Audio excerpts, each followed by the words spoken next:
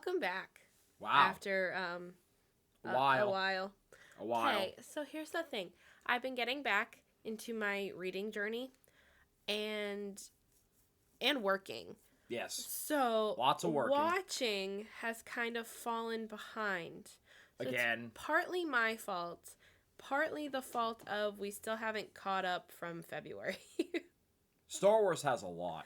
And Star Wars has a lot. And I knew I was going to be sad because this episode we are talking about a very long show. Very long. 7 seasons, over 130 episodes. Quite a bit. I have them pulled up here. We're talking about the Clone Wars.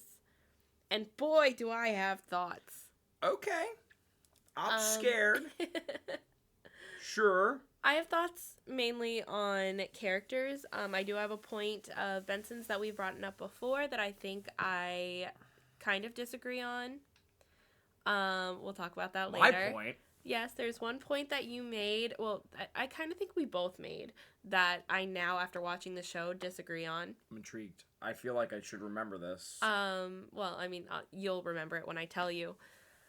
There are a lot of characters, so if Benson mentions a character and you hear me pause for a second, it's because I'm trying to remember who they are or I'm looking up a photo.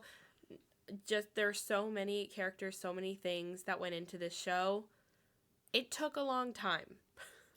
It sure fucking did. But honestly, this is probably the least amount of time it has taken me to watch a show this long. Supernatural, one of my favorite shows of all time, is 15 seasons, and I still haven't finished that. Like, I stopped after season 12. And She did.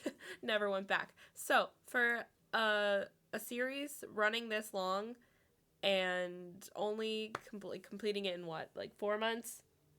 I want to say. Yeah, then I don't think that's bad at all. No, not bad at all. I'm very impressed. At least not for me. So it's going to be another 4 months for Rebels. Yeah, 100%.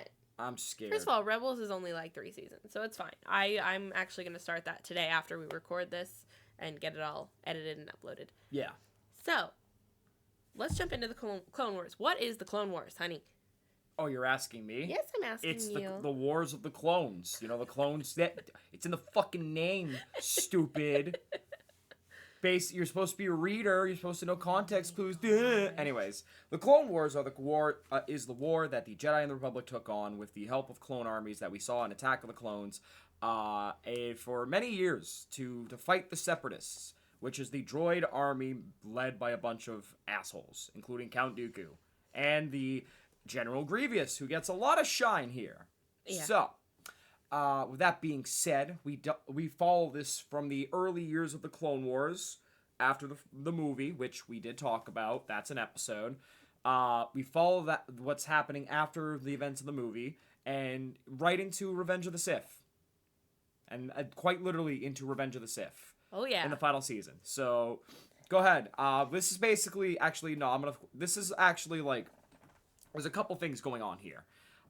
There's many different segues, there's different stories, multiple episodes take multiple stories, and everything leads to the grand demise of the Republic. So, it's an episodic, but semi-episodic. There's some episodes that are standalones and two-parters, some episodes that are straight battles that take forever, and some lead right into the events of Revenge of the Sith. Great time. Yeah, from the very beginning, like if you watch the movie, you think the show is literally going to be about Anakin and his new Padawan, Ahsoka. Yeah. But it's everything. It's everything that goes into the war. It's not just the battles, though we do see quite a bit of those. The negotiations. It is the negotiations. It's we meet a lot of people who don't want to fight the war, so they're trying to not persuade them to fight the war, but you can see the Jedi trying to figure out how to help them without bringing them into a battle. There's a really big character that we'll talk about that really kind of does not like the way that the Jedi are doing things. Thank you. I was represent themselves. Okay. That's what I was going to say. And she plays a huge part in it, and we're going to talk about her later because I'm still mad about her ending. Oh. You know exactly who I'm talking about. Okay. Pong Krell. Yes, you fucking Pong Krell. dumbass. That's who it is. Okay. But there are so many characters, and there's so many twists, so many turns. It keeps you engaged like the whole time. I genuinely enjoyed the show so much. The clones get a lot more personality. Yes, they they become do. a lot more than just soldiers. They become friends, and it makes that like impending doom that much more sad. Yes. Because obviously the clones are the ones that turn on the Jedi in the movies. Which we get a reason for. Which we do, and I'm actually really happy about that. Really? Why? Because it explains it. Like, for up until that point, they had been friends. They had been working with the Jedi so closely, and I'm glad that we got... first of all, I don't think we were supposed to get that season, because it was in season 6. Yeah, I mean, everything got canceled after season 5, and then Netflix picked it up, and then it was finally ended on season 7. Yeah, which is the good thing that the one good thing that Netflix has done. One good thing Disney's done is include that arc, because we got the reason why the clones turned on them, and it wasn't just because they've been working for the Chancellor all along. Yes, that's actually. It was a good, interesting reason, but we'll get into that. So, how are we taking this? How are we tackling this 7th season? Yeah, it's tough part, because it's going to be, like, very similar to Fairy Tail. Oh, and very no. similar to, like, Kingdom Hearts, where we can't talk about everything. Okay. But we're going to try and talk about as many main plot points as possible. Stick to me with let's go at your pace today. What do you want to talk about? There are a lot of things I want to talk about, but they don't come in until the later seasons. Okay. All right. First of all, let's talk about Ahsoka, because Okay. she is... This is her introduction to the Star Wars world. We have never seen her before this, other than the movie. I was going to say false, the movie before this. Other than the movie, but the movie was made in preparation for the show. Yes. So, Ahsoka is a great addition to this series. Yeah. And she kind of... Great foil. She challenges Anakin a little bit, and she kind of makes him think, because he's the one that's training her, he has to find a balance between doing what he always does and defying the Jedi Council and training her the correct way. So she challenges him just a little bit. Mm-hmm. Although saying that, the point that I disagree with, I feel like I can't say it any later. Like, I have to bring it up now. I feel like I should know this. I brought it up. The point that Benson and I have made a couple of times is if certain characters were involved in Anakin's life, Yes. then he wouldn't have gone to the dark side. Uh-huh. And I think after completing the show, I disagree with that. Huh! Only because he was so far in Palpatine's pocket from the very beginning. Yeah. So far in his pocket. I don't think anybody... Like, even Padme couldn't talk him out of it. But that was after he killed Jedi. If she was there beforehand, though, he probably would be fine. I still don't think so. Ahsoka, I don't know. I still don't. No, think so. I disagree with you. I think Ahsoka would have saved him because we can't talk about this without talking about Ahsoka's arc. We can't talk about this without Ahsoka's arc. We gotta put a pin on this. We gotta put a pin on this. Pin it!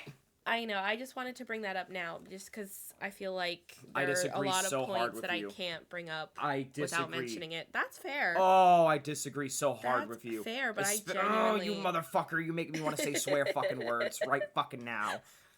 Oh, you motherfucker. Okay. We'll put a pin on that. Continue with Ahsoka. I loved her. I love her as a character, and I wanted more Great from foil her. to I know Anakin. she has a TV show. So I am excited and nervous about that one. Why? I don't know. I feel like depending on how it's done, it can ruin her character. It's okay. It doesn't Okay. ruin her character from what I hear. No, I'm nervous. She appears in a lot more than you think. That's all I'm going to say. Okay. That's all I'm going to say. Okay. But, yeah, I've heard decent things about it. I've watched a little bit before because me and my coworker Dan talked about it.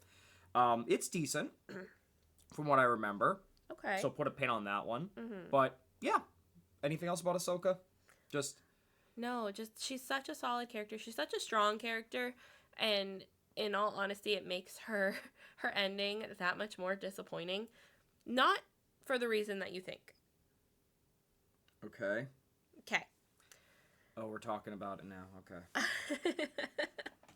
No, we don't. We're not going to talk about her ending now. We'll wait a little bit. Okay, you're gonna make me stew on this. Okay, that's fine. Other characters. There are so many more other characters. Wait, are we done with Ahsoka? Yeah. Oh, I was gonna say she was a great foil to Anakin and what he could have been if he stayed on the light side. Yeah. I mean, yeah. Yeah. Like, I mean, again, I said it several times. That's a foil for him, essentially. Like, that's essentially like, you know, that's everything to him. I mean, he cared deeply about Ahsoka, very much so as a sibling. Yeah. It wasn't just Padawan; it was sibling. You know, he grew his own family in the Jedi Order. You know, and Obi-Wan's his brother, Padme's his wife. He was gonna have his kids, and then Ahsoka's his sibling. You know, they had nicknames for each other. They both sassed each other to death, and like Anakin, I can't like a lot of the times was like, damn, I'm kind of proud. I also realized our charity border is for my charity because we're using my setup has been on the whole fucking time. Oopsies. Where is it? It's gonna. There we go. Okay, carry on. Oops. Carry on though. But she was good for being a great idea of what Anakin could have been if he stayed to the light side. Mhm. Yeah, I mean, I still don't think she would have changed anything. Fuck you! You're wrong! I just don't think so. No, you're wrong! You're fucking wrong! No! That's Silencio! We're moving on to the next characters. But there were so many Jedi. We've seen the Jedi Council in the movies plenty of times, although there are two main Jedi characters that everyone knows, Mace Windu and Yoda, which I'll talk about them in a minute. Okay. I figured if I can do that. But we get to see more from the Jedi Council in this show. They are also going out on missions. We're getting to learn more about them. They are also training and helping Ahsoka.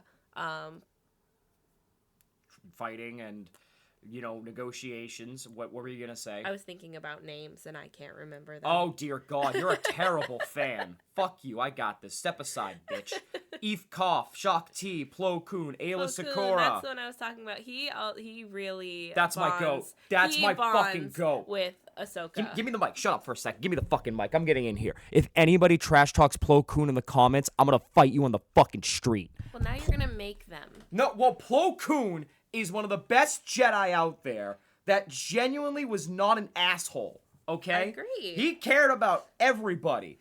Season 1, the Malevolence arc, with that whole thing, when they got stranded in space, Plo Koon, the clones are like, we're just clones, and he's like, not to me. He did not care about anybody. He was one of the few Jedi in canon that could force lightning without turning to the dark side.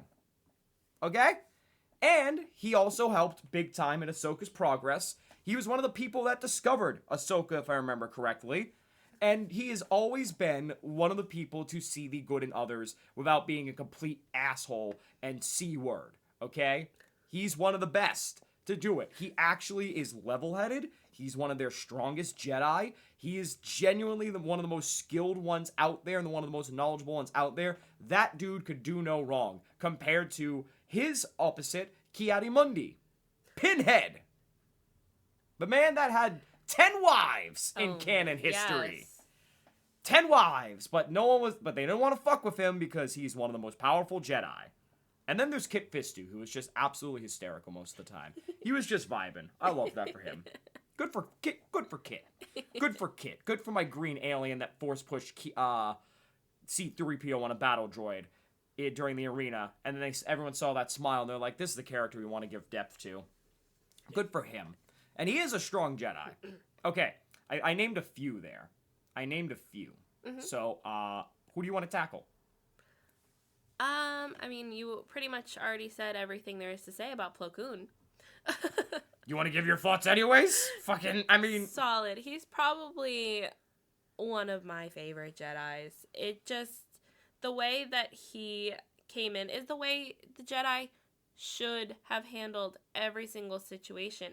And I honestly feel like if Yoda and Windu were not on the council, Plo Koon would lead it.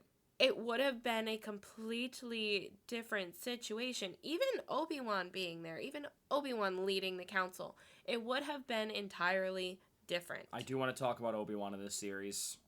Okay. Quite a bit, but carry on. We'll go over the ones that are new and given depth first. But the Jedi, anyone else that comes to mind? Ki-Adi-Mundi? Do you want to talk about him? No, I wanted more from him, kind of, because like you keep mentioning he has 10 wives. I'm intrigued to learn more about his life. Well, it's canon outside of the series, though. Yeah. But like, it's one of those things where it's like he's one of the most powerful Jedi, so nobody's gonna fuck with him. You know what I mean? Mm-hmm. Kit Fisto, Mr. Green Tentacle Alien Head Man. Green tentacle. Yeah, the guy in the lair of Grievous who like lost his Padawan in season 1. The guy that fought General Grievous. That guy. She's taking a second. This is the first one. I am. This is the first one where she's taking a second. I know everybody else. Hold on. She's getting there. That guy. Oh, that guy. All you see is just screenshots of that shit-eating grin from Attack of the Clones. Yeah, the guy that, like, was so impactful in episode 2 with that shit-eating grin, force-pushing Mace, like, C-3PO, and then died in 5 seconds to Chancellor Palpatine in Revenge of the Sith. Yeah. They decided, we're going to give that guy depth. And you know what? It pisses me off even more how easily he died to fucking Palpatine. Yeah. Pisses me off even more. But, yeah, what'd you think of that guy? He was more of the charismatic Jedi of the group, honestly. Yeah, he was fun. I liked him a lot. I was watching one of the episodes where they're, like, in the city that's underwater. Oh, yeah, I know the one. I was like, hey, I might have a new Hear Me Out. Oh, dear God. You're banned from watching shit. That's it. Oh, Jesus Christ. So funny. Get off of Book Talk. I hate my life. Don't touch me. You fucking sicko. Oh, Unbelievable. Unbelievable nonsense. Come on, that was funny. That was out of nowhere. Am I wrong? I'm not saying anything. Am I wrong? No, I'm not saying anything. I'm not playing into this game. You can't play make into me. it all the time, though. We still have to make our Hear Me Out cake. I'm not playing into this game because there's always a twist to this shit, and someone in the comments are gonna go. Anyways, just like that. But no, he's one of the more charismatic ones. You know, it's funny because every Jedi on the Jedi Council is like the opposite of somebody else. Mm-hmm. You know, Plo Koon is the most reserved and wise and unproblematic. Meanwhile, Mace Windu. Which, if they had come together and actually been a council and decided on decisions together, which is instead of Yoda and Windu taking the forefront, it could have been so different. Well, it's interesting because, again, the Jedi are supposed to be peacekeepers as they iterate a lot in this war, but a lot of them are not in the same room at the same time. So it's hard to be a council when you're literally talking over hologram light years away. You know what I mean? Fair. It's so hard. I mean, even in the movies, you see a couple of Jedi are missing because they're holograms or just out on missions or, in the case of Shaak Ti, fucking dead. So, I'm just saying, it's hard to be a council, and that's why Palpatine was so brilliant, because he split a council that, say what you will, was united at least when we saw them during the Phantom Apprentice. Oh, fucking so, Palpatine. I'm just saying, that was brilliant on his part, is splintering a council that is already kind of fading a little bit, and splintering it even more. And they're all different personalities. Aayla Secura was a good Jedi, too. What did you think of Aayla Secura? She was the one that was there when Anakin got injured and they were on that lemur planet. Yeah, She's a good Jedi. She is a good Jedi. I don't tend to like the ideals of we need to leave them behind, which she said a couple of times at the beginning. Like, we need to survive, so we need to leave them behind. Yeah, she's purely battle instincts a lot of the time. 100%. And I get that in one way. And, like, the Jedi are known for not wanting human connection or not needing human connection. Oh, that's bullshit. I got an interesting piece of fact after you finish your sentence. But I just don't like her, and I think there was another one that kept on saying, leave them behind, we have to move on, like, we can't take them with us. And everyone else is like, no, fuck you. Mm-hmm. No, like, I'm not letting them die. Yeah. Well, that's your piece? It's funny you mention emotions, because I don't know if this is TikTok being TikTok, because I don't remember this. But I think there's a piece of lore out there, every time I look at Star Wars stuff, and TikTok would hear me, where Aayla Secura, apparently, somewhere in the comics might be, actually had a romantic relationship with a clone. Which, you know, doesn't surprise me. The same clone that killed her in Revenge of the Sith. Oh, that's fucked. I don't know if that's a headcanon someone made, or if this is real. Someone please tell me. But every time I'd look into it, I would see people being like, yeah. And I'm like, I don't know what specific piece of media this would be, because there's so many Star Wars comics and books being made. But if this is true, holy shit. Man, that's fucked. If that's true, holy shit, that's fucking nuts, dude. Oh, that's fucked. Yeah. Anyway, Shakti. She was one of my favorites because she, like, just her appearance is cool. Because I think she's the same alien race as Ahsoka Tano. Ahsoka, yeah. So, Shakti was cool. She's more of the mystic type of Jedi. Would you agree? Yeah. Like, more leveled with the Force, in a way. Yes. So, what do you think of that? I don't know if I really have an opinion on that. Really? She didn't have the most screen time. I know, and I think that's, like, the hard part is when you have all of these Jedi in, like, very few episodes. Mm-hmm. They're bound to fall behind. Yeah, that's valid. Like, Plo Koon, I think, was in a decent amount, and he played a very pivotal role, which is why I remember him the most. Oh, yeah. What about Luminara Unduli? Barris's master? Luminara Unduli, you'll recognize. She was in the Geonosis saga in season 2. If you remember her well. Like, she was one of the captured Jedi in the Geonosis saga in season 2 when they went back and there was, like, the parasite. What's her name? Luminara. Give me that fucking phone. I'm going to spell it out for you. We're going to be here forever. We are going to be here forever. Listen, I'm trying my best. I warned you at the beginning. Oh, yeah, she was in the first couple episodes. She was one of the first and she was Jedi also in season 2. Other than Anakin to train Ahsoka. She was also in season 2, again, with the Geonosis arc, with the parasites. I like her accent. Her accent's interesting, actually. I do like her. Yeah. What do you think of her as a character? She's another one that really tries to stick with the Jedi rules and tries to tell Ahsoka, do not lead with your feelings. Like, you do what duty says. Which, again, I don't like. Yeah. Yeah, so you're not a fan of a lot of Jedi. No, but it's not the Jedi themselves. It's the rules. Some take it more seriously. Plo Koon is, like, the one that kind of bends it without outwardly saying it, though. And that's what I like about him, is that he's reserved and he's the most balanced of the Jedi. Here's my thing. Oh, here we go. You are a human being. Mm-hmm.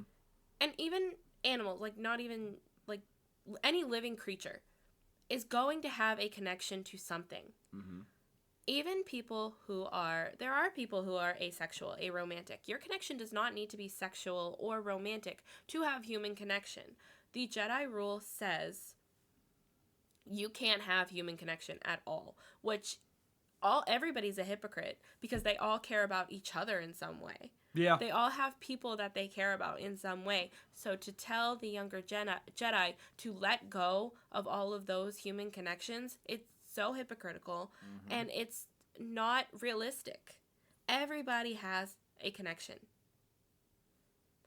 Yeah. So if you're going to sit there and say, don't think with your feelings, you're asking someone to turn off their feelings, which is sociopathic, and it's how we get people joining the fucking dark side. Yeah. And also, it's hard during the war because you clearly can tell they want to care.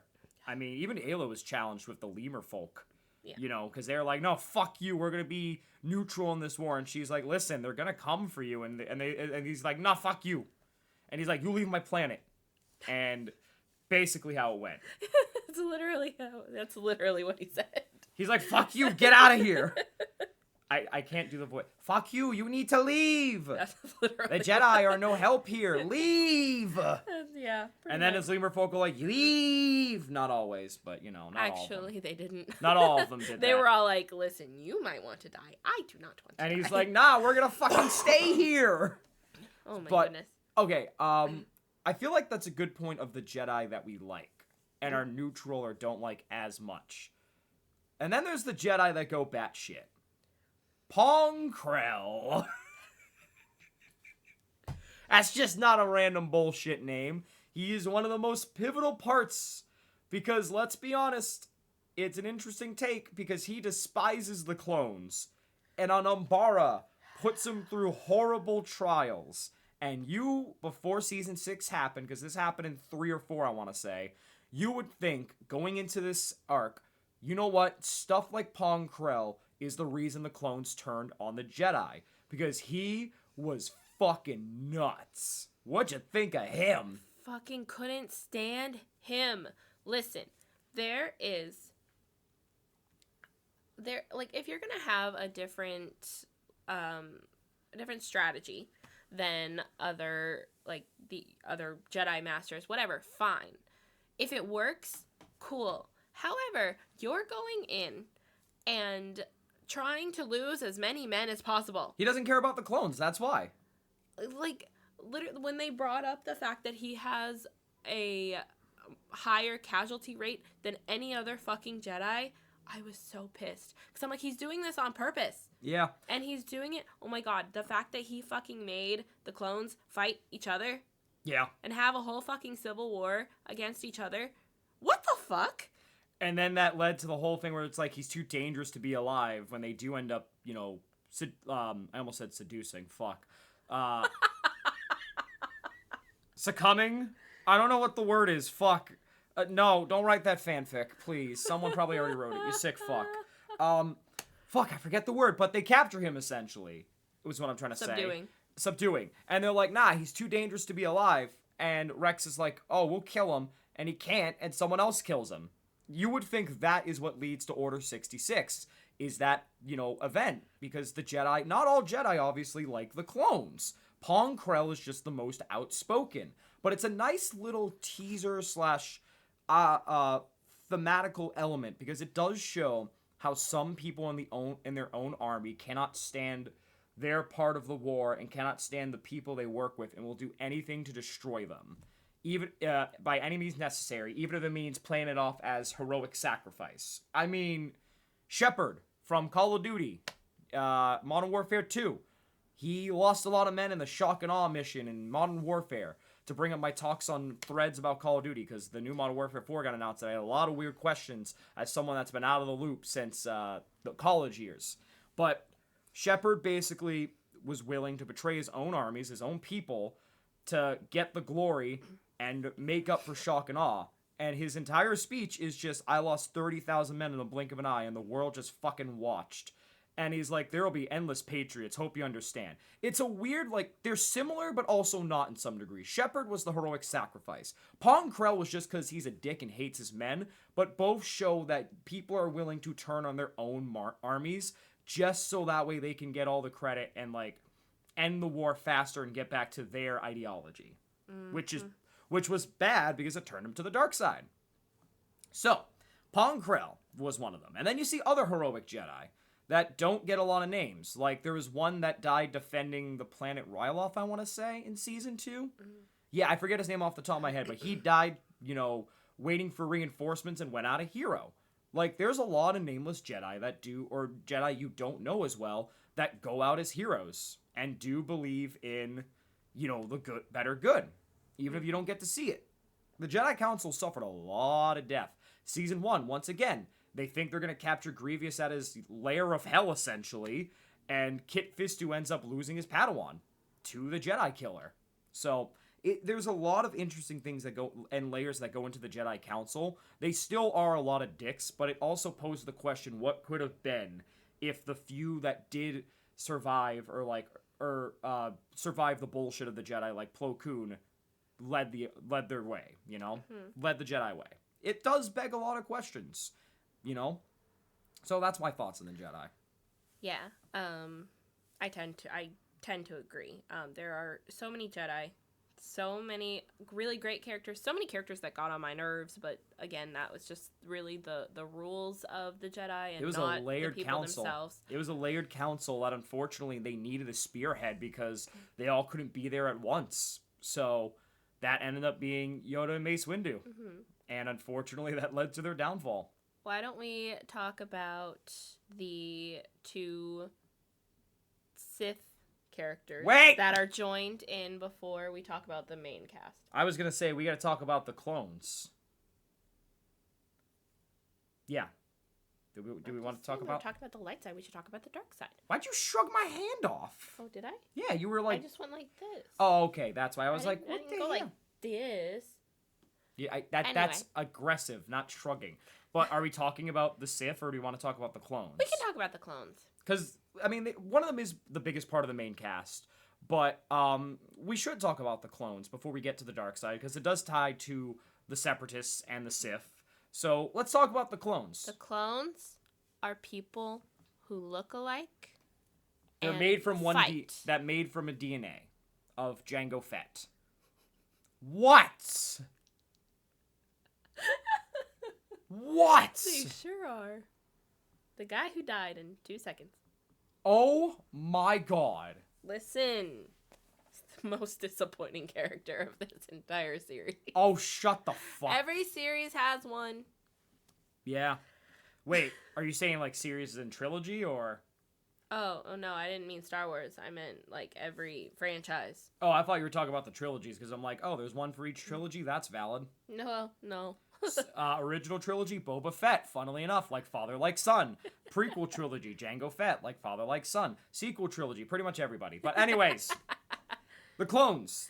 They use the DNA to make all the clones, and they are basically all centered on Kamino, which is interesting because we do get a battle on Kamino to wipe out the clone facilities. There's a lot of clones and a lot of names to go over.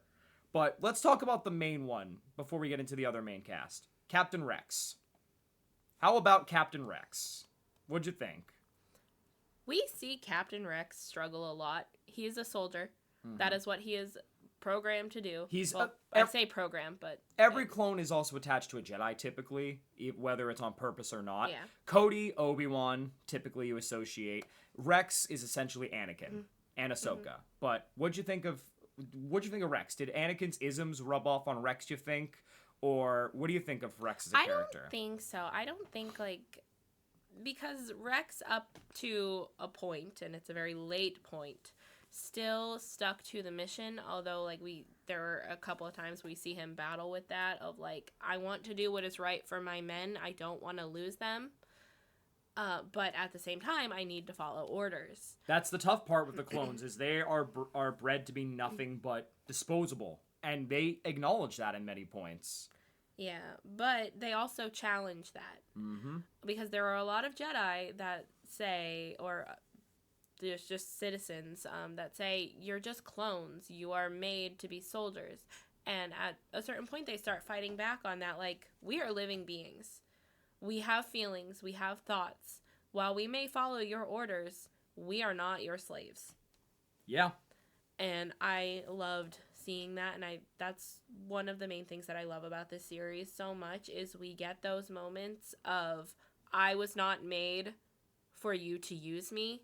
I mean, I was, but that's not the way things are turning out right now. I will follow your orders to an extent, but I am not going to lose men. I am not going to die if there's another way out. Oh, we saw a lot of clone deaths.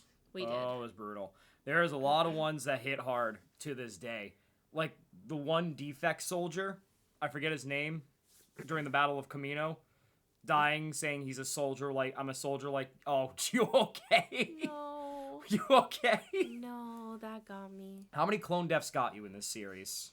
Quite a bit? All of them. Quite a... Our buddy Wheezy Cake admits that he's only ever really cried to 1 or 2 franchises. Star Wars The Clone Wars and the Final Fantasy VII remakes. She's starting to see after this why Brian only cried to Clone Wars. Yeah. And it gets brutal for the clones. Oh, it really does. And it's not fair. They didn't ask to be made. They didn't ask to be put in this battle. And it goes to show you my point of human connection. They were literally made to be soldiers. Meaning, they shouldn't have these connections. They're supposed to be mindless soldiers, yeah. They do. if they are able to make those connections, knowing they were only made to battle, then that should tell the Jedi Council something. Yeah. I mean, they're the exact antithesis of the droids.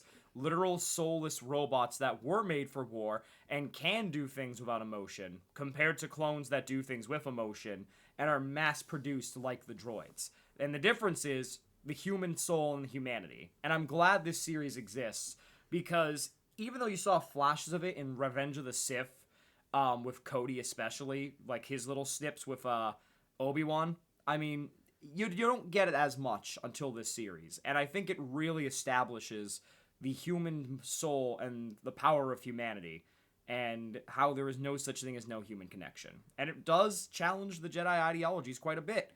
So it's a very interesting watch in that regard. And Captain Rex is one of the biggest examples. Like, what'd you think of him? Like, anything else you want to say about him? No, solid character. I grew to love him very, very much. And just the way he treats his men, with the care that he has and the respect that he shows for Ahsoka, especially knowing like how hard it's for her to be put in this situation, being Anakin's Padawan and being a kid. Like, she's still, it is easy to it's easy to forget that she's so young sometimes, Very because young. she's put in a position of having to be an adult and having to grow up very, very quickly. And while she is still a Padawan, there are so many times in her training where she has to be the leader. She has to take the forefront, and Rex really helps her with that in a lot of ways. Him and Plo Koon were a big part of her training, along with Anakin. Oh, absolutely. Fives was another huge clone. That was, and you see some of the clones tackle, especially, we'll get into it, when they learn the truth about their existence and everything. They learn to tackle following orders, and Rex, I think, was the biggest one that took the biggest hit during all of that with Fives. Fives was another great clone that was gone to. Are you okay? He sure was. You okay, honey? Yeah. No, you don't look okay. I'm not okay. You okay? No. Do you want to talk about that part? No. Not yet? Okay. But I think the clones were extremely well done in this series. Now we can go to the Sith and the dark side and all those characters and everything in between, like the bounty hunters, who played a pivotal part, because the bounty hunters typically were a neutral party out for money, or were hired by the Sith and the Separatists to do things. Cad Bane being one of them. What'd you think of Cad Bane? Oh, he wasn't one of the ones I wanted to talk about. Well, I mean, we're going to lead into everything, but Cad Bane's a pivotal part in Star Wars too. But Cad Bane he was introduced early on, end of season 1, I want to say, beginning of season 2. Oh, yeah. Okay, I knew him. What'd you think? He's a bounty hunter, though, isn't he? But technically, he can be a villain because he does a lot of things against the Jedi for money. He is a villain. I liked him, though. What'd you think? I liked him a lot. Why? I don't know. He was just he's a good villain. He's a good but yeehaw. he's not a villain that makes me hate him. He's a charismatic space cowboy, essentially. So much. Is that basically but, it? He also kind of works with the Jedi at some points. Yeah. Because he has the philosophy, the enemy of my enemy is my friend. If I have to work with you, even though I fucking hate you, I will, if it gets me paid at the end of the day. Oh, yeah, he's quite literally, like, the example of how Wild West Star Wars Galaxy can be when it comes to, like, the Outer Rim and the Bounty Hunter Code especially. Mm-hmm. And boy, do we see a lot of Bounty Hunters. Season 2 especially really emphasized the Bounty Hunters, I feel like. Because we got him, Aura Singh, we got Bosk.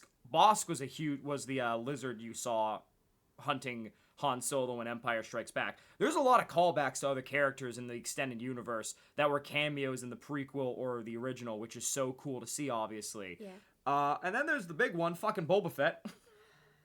Yeah. How was that? That one, I wasn't expecting him. So there is an episode where we see some baby clones. And by baby, I mean, like, they're probably, 11 years old? Yeah. We see some mini clones, and they're in training. And we get this one guy that we kind of know, one kid that we kind of know something's going on with, because he just seems a little fishy. And then the person that he's working with calls him Boba, and I'm like, oh! Yeah. That makes sense. His whole mission was to try to kill Mace Windu. And then, yeah. Because he killed his dad. And you know what? I don't blame him. Anyway. But the bounty hunters are a pivotal part in how because one of the big things in this, is neutrality. We're still on characters, but we haven't even gotten to the battles and the themes of the show and how true neutrality is not a thing. The bounty hunters are neutral, they claim, until money's involved, which is false. I do think we should have waited to talk about bounty hunters because another character we're going to talk about on the Sith side. No, I want to get this over with, though, because genuinely, because these guys typically are in it for the money, there's no such thing as true neutrality. And I think all the bounty hunters in this are damn good. Cad Bane is one of the best. He's quite literally a space cowboy. I love His him. gravelly, raspy, I'm done with this shit voice also cracks me the fuck up. I love him. He's fun. He's probably the most fun character. He's also, one of the most skilled with a gun. He's genuinely one of the most badass and, influential in many regards, too, in some ways. I just think he's so unbothered. He's just there to get his money and get the fuck out. I love, literally, his line where he's like, let's just get this over with in season 2. It's hysterical. He's so tactical, but so unbothered. He's just cranky all the time. All the time. And it's hysterical. And again, he's also someone not really fazed by Jedi powers, which is another fascinating thing to me. So he really isn't fazed by anything dark or light. Not fazed by the Force, I should say. But he is fazed by money. So he's a guy that shows there's no... that, you don't have to believe in spiritual beliefs. Some people don't believe in spiritual beliefs. Some people, in a narcissistic way, believe in the value of the money. So it's a very interesting twist in that regard, too, which Watto in episode 1 is the same thing, but he's just a piece of shit. So, yeah, that's my take on that. Anyways, back to the other Sith. Are we talking about new people, or are we talking about new? Because I feel like we're talking about the newer characters, and then we go back to the original. Go back to, yeah. It makes the most sense. This is gonna be a long episode. So we have 2 main new Sith characters that we got to talk about. Okay. One is introduced in the movie and introduced Asajj very Ventress. early on in the show. Asajj Ventress. She is the apprentice of Count Dooku. Yep. I wanted to hate her so bad. Holy shit. But I couldn't. Really? I like her. What's it about her? Is it the sass? It's the sass, isn't it? It's the sass. It's the badassness. She's following orders, yes, but she's also kind of doing her own thing at the same time. And later on, when what goes down, she's not afraid to be like, oh, fuck no. Yeah, she was a Jedi originally, too, remember? So her and Dooku were both former Jedi, which is interesting. Actually, there was supposed to be an original...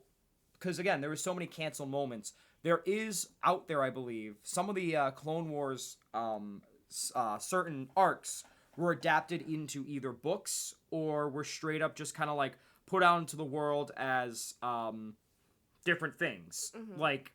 Going into a character we'll talk about. The title is called, insert name here, Son of Dathomir. That was adapted into that was a 4-episode arc following the events of the season 5 episode The Lawless that was put into book form. And then Asajj's was an 8-episode arc with Asajj Ventress and Quinlan Vos adapted into a book called Dark Disciple. So it's interesting, quite frankly. It follows Vos partnering up with Ventress, hoping to execute Count Dooku. Yeah. So that's a book you got to check out too. But she's a really good character. I love her so much. She's a great character, honestly. Such a good character. Yeah. And I liked her arc. Okay. Well, I guess we can talk about the main plot point with her. She is ultimately betrayed by Dooku. Yep. And that is probably the part where I started liking her the most. And we got this really interesting arc of her going to this planet. The Night Sisters. The Night Sisters. I loved that. They're basically just a group of witches who, that's pretty where sure she that's came her from. kind, yeah. Yes, it's where she came from. And she goes back to them to get them to help her get her revenge. And she returns to her roots, right? And, I loved that so much. And getting to, watch her. She's very much questioning, A, she wants revenge. B, she's questioning, what the fuck do I do now? Because my whole life, I've either been a Jedi or I've been a Sith.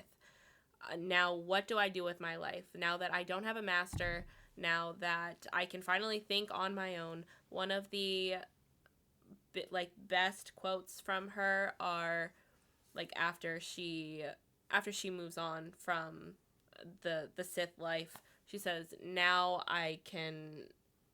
I forget exactly what she says, but it's something along the lines of, "Now I'm finally free. Now I can do whatever I want. Now I finally have freedom," or something like that. Yes. And I loved that for her, because being in this kind of environment, whether you're a Sith, whether you're a Jedi, it is so binding. You have to follow a code one way or another. Like, it really is no freedom. You have no free will. And she got freedom. And getting to see her get out of that, amazing. Yeah. Beautiful. Like, and she had no doubts, no fears. She was done with it. No regrets. She was over it. And what did she do with that freedom? Became a bounty hunter. Which is why I thought we should have waited to talk about the bounty hunters. And it's so hysterical because then she ends up working with people. Like Ahsoka in an arc later on, when she's a bounty hunter on Coruscant and sees Ahsoka in the lower levels, is like, I'm going to turn you in for the money. But then she's like, you and I aren't so far off. And it makes that connection for Ahsoka as well in her character arc. Yep. And feeling that she's not alone. And she worked with Boba Fett. She also worked with Boba Fett. And she locked him in a crate. She did. She's like, fuck you, kid. But she's a good character. She really was like the antithesis of one, and then she was the antithesis of both codes, in my opinion. Mm-hmm. Like, she literally, I feel like, joined both codes because she couldn't find her way. Mm-hmm. And now she knows her freedom. And that's a very big thing for her. So, and then some people don't want to be tied down to one code, and good for her. Because you know what? She found her way eventually. Yeah. So that's one Sith. So when we are on the planet with the Night Sisters, and Asajj is trying to get her revenge, basically the sisters are like, listen, maybe he isn't going to, like, maybe things didn't work out with you, maybe he needs a new apprentice. And when the Night Sisters are talking to Dooku, they're like, maybe a male would work better for you. And this is when we get Savage. Oppress. Who has a striking resemblance to a certain Sith from before. A certain Sith from episode 1. Is dead. Yes. Very much dead. Yes. Clearly dead. Yes. Mm-hmm. Yes. I didn't know how to feel about his character at first. What did you think? I mean, he just kind of felt like a mindless zombie that was just, like, placed there for, obviously, revenge reasons. But he got his own... I mean, he didn't even really get his own. He was really just a pawn. He was, but that's the thing about it. Not everybody that's introduced that's major has an arc. But he does have a point. He was really just the setup. He was. He absolutely was a setup. Huge setup, you could say. A huge setup. I still feel like he was kind of flat-ish as a character. Yeah. Like, I feel like they definitely could have done a little bit more with him. But he was really just put there. He was the brute force. Setup. Like, he didn't even really use the Force often. He was just punching everybody. Yeah. Like, he killed Adi Gallia, one of the Jedi, by using his horns on his head to, like, basically gut her. Yeah. So. Which isn't bad. Like, everybody has their strengths. Everybody has their weaknesses. Not everybody is as adept in the Force. Yeah, I mean, but also, too, like, I mean, his flattish character definitely was on purpose, because it shows that everybody is a pawn in some way. You would be lucky in a war that's being pulled from both sides to get, like, a role or an arc, you know? He was the biggest pawn of them all, I feel like. 100%, because he sets up the fact that a certain character is not dead. Are we talking about him now? We could. Do you want to? Kinda. Okay. So go ahead, honey. So after Savage, basically says, fuck you, Dooku. Mm-hmm. Basically says, fuck you. He goes back to the Night Mother, and the Night Mother's like, oh, hey, I got news for you. And you see very thinly through a crystal ball, essentially. Go here, you'll find your brother. And who's her brother? Darth Maul. And he's not dead. No, he's gone psychotic. I feel like they all have at some point. He's got like a lower metal spider body on this trash planet, and he's like ragged and shit, and he's going cuckoo cuckoo. So, give me your thoughts, honey. Go ahead. Talk about Darth Maul. This is one character that was like Literally had like 3 lines in the entire movie, and then got sliced in half by Obi-Wan. It was just the setup to kill Qui-Gon Jinn to set up the Skywalker saga. How'd you feel seeing him return? I mean, I feel like if they had done it differently, it could have just been a cop-out. Because we've talked about this before in the sequel trilogy. If you're going to bring back a character, you have to do it well. The sequel trilogy did not do it well. Nope. Never did. I liked it in this. It was good. I think it was a good nod back to the movies. And to prove that, like, just because you think somebody's dead, like, looks can be deceiving. Not everything is as you expect. He's also not really, like, a part of the war in regards to the Separatists. He stays in his own little pawn game. He's his own party once he gets it. He's trying. He's trying. He's trying. He's also one of the best Sith out there. I think this solidified him. What'd you think? I agree. I don't know how I feel about his design. I think his face was just, like, a little too narrow. Yeah. I don't know. It was a weird design. Okay, character-wise. But listen, I needed to talk about that, okay? Okay, fair. Character-wise, so fun. Like, such a good villain, but because he's strategic. And in a lot of ways, he's like Palpatine, but he's also trying to surpass Palpatine because he's trying to think one step ahead of him, not realizing that Palpatine is like 100 steps. Yeah. And also, he's got his own revenge agenda against Obi-Wan Kenobi. So, even though he's strategic, he also is psychotic because he has that unbridled rage. Like, a lot of the Sith in this series have rage, but it's calculated. Maul just has unbridled rage, and he just goes ape shit. Well, when you go that psycho, when you're by yourself, when you're dead, essentially, like, you're bound to go crazy. Look at Yoda. Yeah. Like, he literally, like, even when he gets, like, brought back to reality, he still has that unbridled rage inside of him. I would too if someone killed me. And that psychosis breakdown at times. So, and he's one of the most effective Sith in the entire series, in my opinion, because he did more for conquering. Mandalore was the biggest one. Mandalore was the biggest one for me, in my opinion. I mean, Mandalore and the Mandalorians, that's another villain in itself. Vizsla, like, all the Mandalorians on Mandalore, like, that entire planet was so pivotal at many points. Not just for the Clone Wars beforehand with Jango Fett, obviously, but in being basically a huge strategic point in this entire series. Darth Maul essentially capturing it by the end.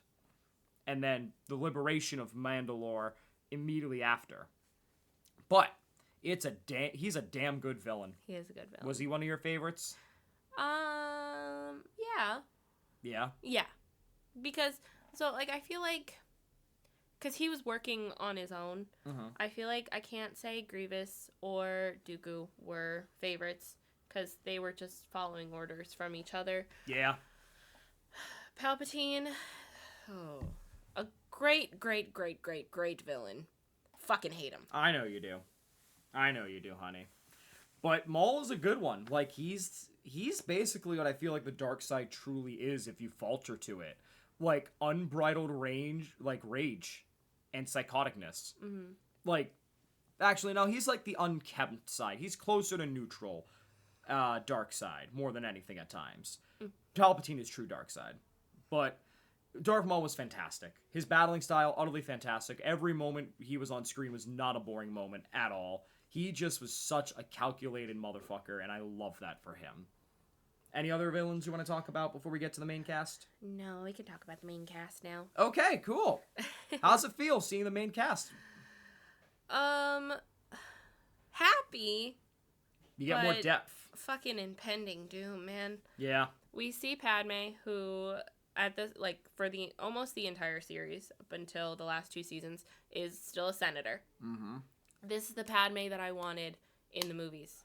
She's great. She's utterly fantastic. Literally, this is the Padme that I wanted in the last fucking movie. Yes, thank you. She did so good. So well. She was front and center. She was there. She was fighting her cause, and she was fighting Anakin.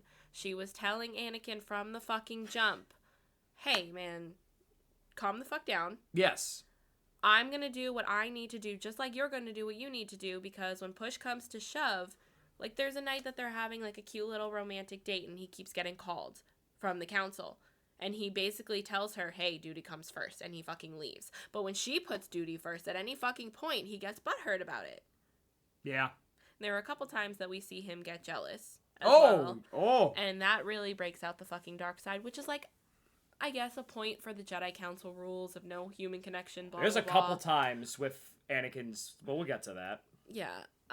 But, like, she's literally not afraid to tell him, I need to do what I need to do. You need to do what you need to do. If this marriage is gonna work, you have to fucking trust me. Yeah. That's what we needed. Mm-hmm. She fucking got pregnant and she got crazy. Okay. Thank you, honey. Obi-Wan. You want to talk about Obi-Wan Let's very talk. badly. Go ahead. You give me your thoughts first. No, I want to hear your thoughts. I think we see a lot of Obi-Wan's weaknesses in this series. Including a character that we haven't mentioned up until this point. Satine! Who is the Duchess of Mandalore. Yes. Yeah, we see his hypocrisy right away, because they love each other. But Obi-Wan's like, I can't. Jedi Order. And he literally tells her, and straight up admits to her right away, I would have left the Order if you said the words. Yeah. So that hypocrisy of Obi-Wan telling Anakin to put aside your feelings and to just go with the Jedi Order. I mean, it's hypocrisy and it's not. Because he's saying, like, I know it's hard because I have dealt with it too, but you have to go along and do with it and do what you need to do because that's just the way Jedi Council runs. Mm-hmm. But he is more front and center in this. Like, they're not always together, but, like, the times that we do see them together, it's just, like, they're best friends. They're brothers. They're, like, they do have such a sweet relationship. It just makes it a lot tougher to watch. It's not weaknesses, I'd say at many points. It's conflictions. Fair. And that's my point, is this is where everything comes together for the Obi-Wan show and the movies and this, in my opinion. Because how many times, including Duchess Satine, has he tried to tell Anakin from experience, but Anakin just won't listen? Mm-hmm. And not only that, at many points, he's wanted to and has even voiced his disagreement with the Jedi Council, but because of the spearheadingness of Windu and Yoda, they go, no, sit down. And he can't say anything. He risks his own life by saying too much. He's conflicted because he gets it, but he also knows that his life is also quite literally at stake, because without the Jedi Council, he doesn't really have anything to fall back on. He would be the hermit he would be in Obi-Wan and Episode 4. He doesn't have anything other than Satine, which even he loses that in a huge twist of fate. But like he's basically the embodiment of confliction. Like, we talk about Anakin. Anakin knows where he stands. Obi-Wan's conflicted because he wants to find the balance, but he never had that. You know, his master died before he got the true training to even understand everything. Qui-Gon Jinn tried so hard to teach him everything, but being thrusted into being this guy's master and then being thrusted into the Jedi Council immediately and not knowing what to do just so that way you could stay and have this life, it's not easy. It's not. He's the epitome of neutrality. He's trying to uphold the Jedi rule of remaining neutral and not getting... And even that's not working because, again, there's no such thing as neutral in war. Exactly. And that is the problem. Like, he's meant to be, like, the neutral one between, like, within the Jedi Council. He's meant to be the neutral one on the battlefield. He's the neutral one with Anakin. He can't. And I think that's a big problem in Anakin and Obi-Wan's relationship, is because Anakin just wants him to say, you're right. Yeah. And Obi-Wan can't do that and won't do that. I mean, there's also the part where they faked Obi-Wan's death and didn't tell Anakin about it. But that was a big turning point for the dark side. It was. And that's the issue, is Obi-Wan was like, I don't know about this. And they're like, well, we're not asking you to. No, it was Obi-Wan's idea. Oh, it was Obi-Wan's idea, right. It was Obi-Wan's idea to not tell Anakin. So No, you're there's right. there's a part. If That's you where he aren't- if you definitely don't felt know, true Jedi Council. Yes, there's a part where Obi-Wan dies right in front of Anakin. And obviously, if you watch the movies, you know that doesn't happen. Yeah, that would be very awkward. But Anakin screams, and it is like the scream of losing a loved one. Like, it's the scream that you hear in your nightmares. And come to find out that they're doing a procedure to change, or giving him something to change his face, change his voice, so that he can go undercover. Mm-hmm. But they don't tell Anakin any of this. That's true. And I personally think they should have told Anakin That was after the funeral. That was the one time Obi-Wan faltered to the Jedi. Yes. If they had just told him right after the funeral, because, like, I get it, like, because Obi-Wan says, I needed his reaction to be real because everybody knows how close we are. Tell him right after the funeral, hey, your friend is not dead. We just need him for something. He is alive. He's well. We just needed your reaction because your acting skills aren't that good. Just tell him that. Yeah. It would have been fine. And then he finds out later that it was Obi-Wan's idea, and he's like, what the fuck? Like, so you didn't trust me with this information. I could have helped you. It all comes back to him thinking that the council doesn't trust him. Yeah. And that is a big reason he turned to the dark side, because he doesn't feel trusted with the council, but he feels trusted in Palpatine. Yeah, that was, like, I think the big turning point. I forgot Obi-Wan's idea. That's right.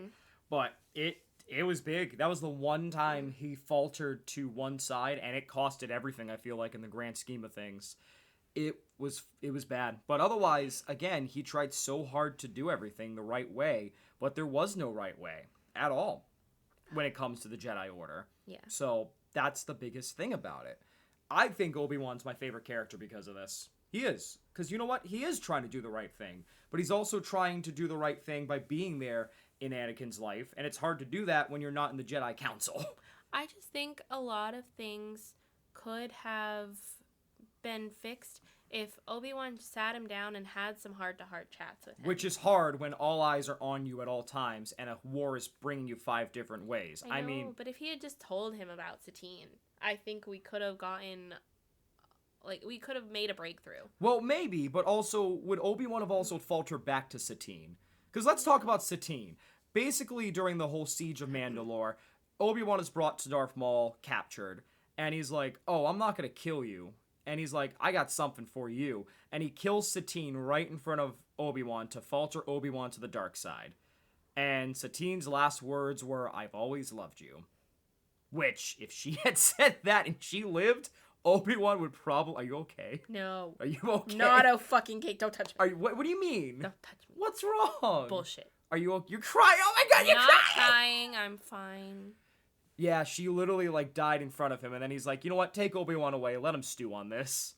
So, that was a huge, like, turning point. So, if you sat down with Satine, that reaction to her dying was bad. And he almost did fall to the dark side, you feel like, at one point, if it really went that way. But, because we never see Darth Maul and Obi-Wan fight again after this, you know? He didn't get... yeah, if we did, he would have died. He would have.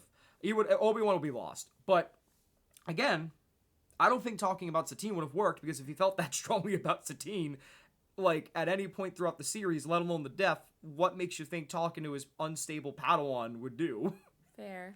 Like, I don't think it would have went well. I don't think it would have. That's why he, like, tried to remain neutral about it, because he's like, that would have been problematic. Like, he knows that he's in the wrong for that, but he wants to be there, and even though he doesn't say it, he's always had the feeling about Anakin and Padme. Oh, yeah, he knows. He knows. He fucking knew. He knew. So that's why he's, like, trying to be nice and trying to, like, neutralize it. Because he knows, but he doesn't want Anakin to know that he knows, because then that would cause problems. I feel like everybody fucking knew. Like, there's no way you are a Jedi and you don't fucking know. Yoda knew. Yoda saw it. Yeah, Yoda fucking, did. He just didn't have proof. Yeah. Obi-Wan knew. Like, there was a time where Anakin was talking to her in secret, and Obi-Wan is literally like, well, did you at least tell Padme I said hello? Like, he fucking knew. Yeah, he knew. Let's talk... Do we want to talk about Anakin, or do we want to get to the other ones first? We're already an hour in. Fuck it. Let's ride. Yeah, no, we can save Anakin for last. Okay, Yoda and Mace Windu. Let's just get the other main... I genuinely feel like Yoda would not have been that bad by himself. Yeah. If you had told me at any point in this series that Mace Windu had gone to the dark side and was working as an undercover agent, I would have believed you. I would have fucking believed you.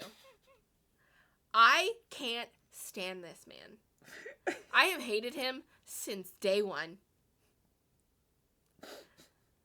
Yeah? I am a fucking Mace Windu hater. That's not nice. I'm sorry, I am. That's not nice. You can't do that to me. You can't do that to Samuel L. Jackson. Did such a great job. Samuel L. Jackson, great man. Mace Windu, fucking word I can't say because we're gonna get in trouble. C word. Yes, I don't say that word. I was gonna say I need to clarify C word. Someone will take that out of context and go, the catch-up corner is racist. No. Because someone out there will do that, and I'm like, oh dear God. No, I cannot stand him. He butts in to everything he doesn't need to be in. Listen, okay. I'm gonna step away. One part, Jar Jar Binks. Okay, I know nobody likes him. I'm well aware he is a. I guess we're talking about Jar Jar Binks while Mace Windu. They're coinciding. But I'm gonna step over here real quick. You go ahead and rant. Okay, but this is a you show now. Point that another Gungan calls Jar Jar Binks because he's a senator. Calls him to go to this planet because like they have a little relationship going, and he's like, okay, sure, like I'll go. Mace Windu doesn't fucking trust him, so he decides to join him on this little fucking adventure without being asked, mind you, and fucking ruins everything because she's like, I don't trust the Jedi. I don't want you here. I asked for Jar Jar for a fucking reason. I don't want you, and he fucking ruins everything because. What the fuck are you doing? Keep going. Because you need to fucking insert yourself where you don't fucking belong. And he does that a million times. His fucking say goes over everybody else's. And again, I feel like if it were just Yoda leading the council, it wouldn't be that big of a deal. Because Yoda has some fucking compassion. Mace Windu has none. He doesn't trust Anakin, and that shows from the very beginning. He is literally the catalyst for the reason that Anakin joined the fucking dark side. And that's all I have to say about that, so you can come back now. Oh, are you done? Yes, I'm done. You're done? Yes. Okay. Okay. I thought you were going to go much longer, honestly. No, he is the fucking catalyst for the reason Anakin joined the dark side. Damn. Okay, how about Yoda? Should I go get another thing of cran mango? No, I don't want to rant about Yoda. The thing is, we see the kind of internal conflict that Yoda has. He's more reserved with his conflict. Yeah. I feel like, yeah.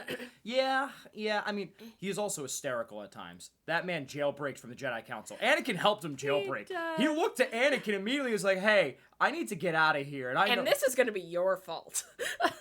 Anakin didn't care. No, and then, like, he gets caught, and Mace Windu's like, what did you do? And he's like, hey, this wasn't my idea for once. Fucking, literally, Yoda was like, hey, see you later. Like, it felt like those episodes in sitcoms where, like, you see someone at the retirement home and they're like, nah, I'm tired of this shit. Get me out of here. I pictured Betty White the whole time. Oh, dear God. Betty White is Yoda? Are you insane? Just during that scene, I could picture her trying to break out of a nursing home. I was gonna say, did you fucking really just say out here? Like, did you really just be out here being like, Betty White is Yoda? Yeah. I can't even do Betty White's voice. But I feel like she'd be Betty White's voice, but talking out of character. Or out of sentence, I should say. Much like usual. He just does it for the fun of it. I love that. But, like, literally, I remember that arc and I was like, Yoda? What are you fucking doing? He's going against the Jedi Council for once because he knows Mace He's going against himself! Listen.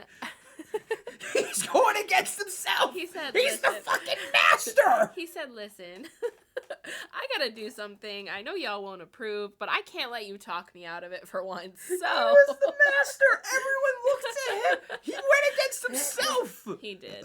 Like, genuinely! He did. Who's gonna stop him? Eve Koff? But, I mean, listen, if you're, like, a little guy like this, and everyone else is taller than you, and everyone's trying to make the best decisions for you, Like, you're I'm you need to sorry, be a did we little just sneaky. did we forget that this little dude flew over Dooku's head in episode 2 fighting him?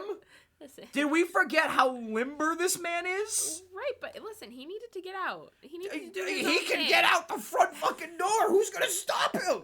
They were trying to stop him. That's why he asked Who- Anakin for help. Who would successfully stop Yoda? Windu. Obi-Wan Like- tried. I'm sorry, the man that went toe to toe with Palpatine. He tried. They were trying to stop him. That's The why key, he the had to key speak word out. is try, no do, as Yoda would say. Okay, Listen, they, he they did what he tried. had to do, See, okay? this is why they failed, because they went against what Yoda says. They tried instead of doing. Do or do not. There is no try. They did not. They tried. This is the same man that can flip over heads going, "Arr!" Like, this is the same fucking dude that lifted an X-Wing out of the swamp. Hey. The same dude that called the wrath of God down to burn a Jedi library in episode 8. Then You gonna tell me Mace Windu could stop that? maybe, No! Then maybe he just needed a little whimsy in his life. A little whimsy? He's the fucking leader! He wanted to rebel. Let him rebel. He should have joined the rebellion. You want to rebel? Join the rebellion. Fuck, dude. He wanted to rebel. Okay, leave him alone. Oh, dear God. It worked. It did. He rebelled. He totally did. And of course he went to Anakin. Of course he did. He's like, listen, I need to do something, and I need this to be your fault. And I love how Anakin was like, sure. Yeah. Okay. He's like, okay, what do I need to do? Well, because you know what? He's the only one that would. And it's so funny. The little, like, smirk of amusement on Anakin's face as he's going away. It's like, yeah, okay. Like, I don't know what's happening, but sure. He's kind of proud. Yeah. He sees the real Yoda for once. Because, going back to the serious topic, Yoda's conflict is more reserved. Which, again, I think if Mace Windu was not involved, Yeah. it would have been different. Yeah, I mean, there was that whole arc at the end of season 6 with Darth Bane where, like, he went to that Sith planet after hearing the voice of Qui-Gon Jinn. That whole conflict, Yeah. that, I think, really cemented his reserved conflict. And that, you know, even, no matter what happens, there's always going to be a new hope. Which, ha ha ha ha. Fun fact, do you know who voiced Darth Bane in that? I'm surprised. I thought you would have recognized his voice. That's Mark Hamill. Oh. Yeah, Oh, wow. that's Mark Hamill. He came back to voice. Wow. Mm-hmm. He was Okay. great. He wanted to come back, and he's like, I'm fucking in. Okay. But I'm going to think about that Yoda thing the whole time now. Jesus Christ. I don't know what I'm going to think about more. Betty White is Yoda or the fucking... I don't know what I'm going to think or about they hear more. me out? I forgot about that. I forgot about that. I seriously was so enthralled with the audacity to say they could stop Yoda. I didn't say they could. They said they were going to try. Oh, look at that. Listen, if he thought that he could walk out the door scot-free, he would have. But clearly he didn't. No, he said, you. No, he's I just need a little... you to get me out of here. You know what? He's just also a little shit, okay? This is the same guy that beat the shit out of R2-D2 in episode 5. I'm just saying, maybe he did want a little whimsy. Shout out to my gay icon for wanting whimsy or something. He didn't beat the shit out of R2. He just poked him with a stick. He beat the shit out of him with his stick. Yeah. Shout out to my whimsical icon Yoda, I guess. I don't fucking know. Jesus. He said, life's getting boring. I need to bump it up a little bit. Oh yeah, life got boring, all right. You led to the downfall of the Jedi. Thrilling whimsy. Oh. Fucking hell, dude. Okay. Any other good guys? Jar Jar, you talked about a little bit. Yeah, he has a little bit of a part in this. He's a senator. Let's talk about the villains, I guess. Are there any other big heroes you want to talk about? No. No? Okay. I mean, shout out R2 and C-3PO. They get their own adventures. They do. Honestly, that is what the Droids TV show should have been. Them No, exploring the I was planets so happy on their when own. Thank God you took away from that. Yes. That's what the series should have been, and I honestly would like to see a show of the two of them. Yeah, done right. Because how did we really see them in the sequel series? Not really. No. I mean, R2-D2 was dead essentially, like brain dead for all of Force Awakens. Yeah. Oh yeah, you're right. And then I'm C-3PO remembering now. rebooted himself and, you know, the last one, I Rise of remember, Skywalker. yeah. But no, I feel like I would not be opposed to a new series coming out today of them going on an adventure by themselves and figuring it out without a master. Yeah. I think they did it well in Clone Wars. I'm glad you took that away. The villains that we know and love. Count Dooku. Love is a stretch. Count Dooku. What'd you think?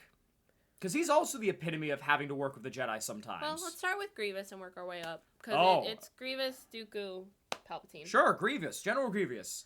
This is the asthma guy. Someone put him on a hear me out cake. I know. Fucking weird shit. Go ahead. Disappointing. Wow, okay.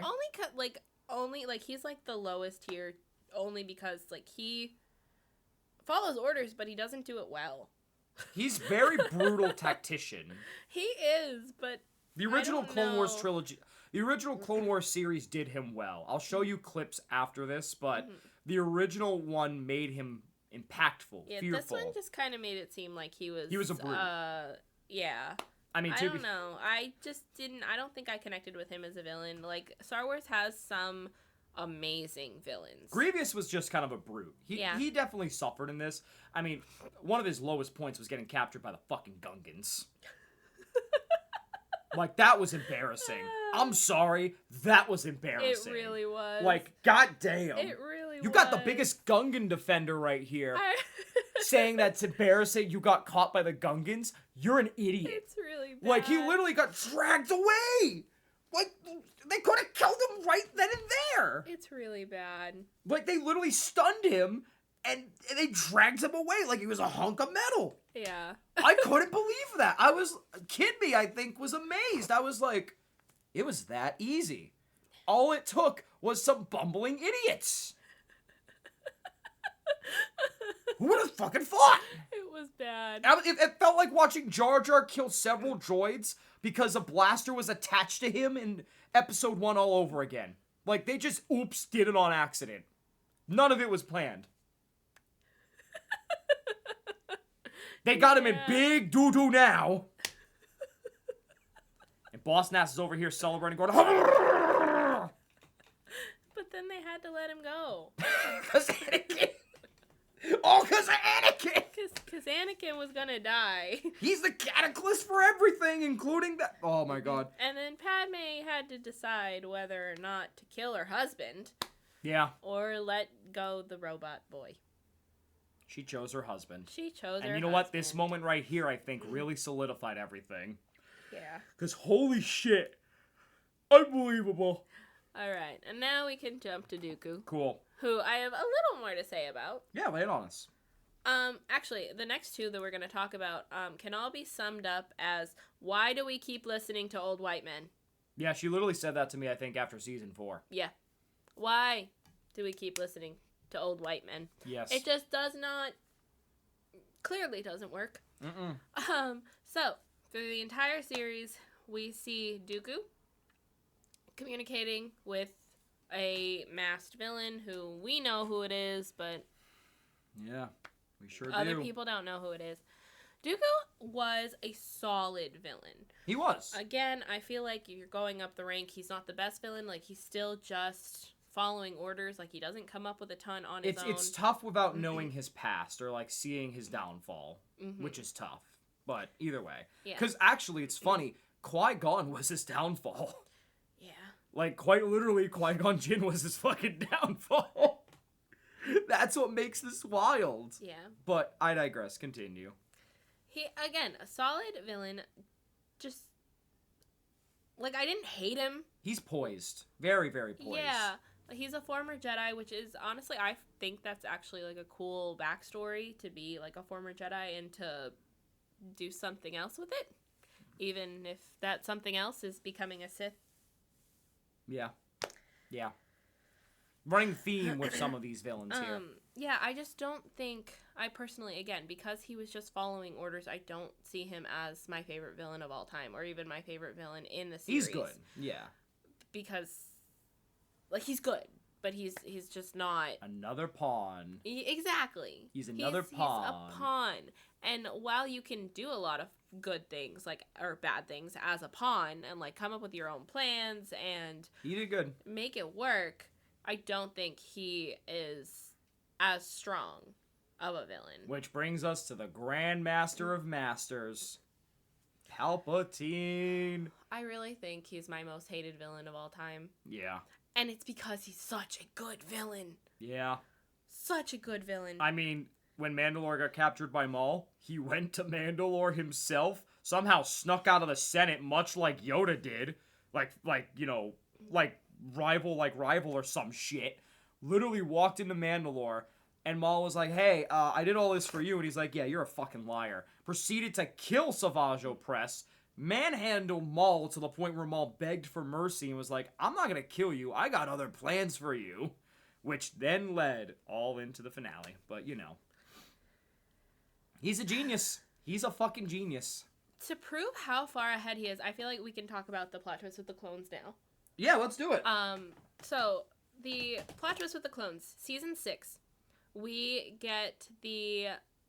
start to see one of the clones deteriorate a little bit. He starts to go crazy. He Tops and fives, yeah. He keeps repeating, gotta complete the mission, and he ends up killing a Jedi. Mm-hmm.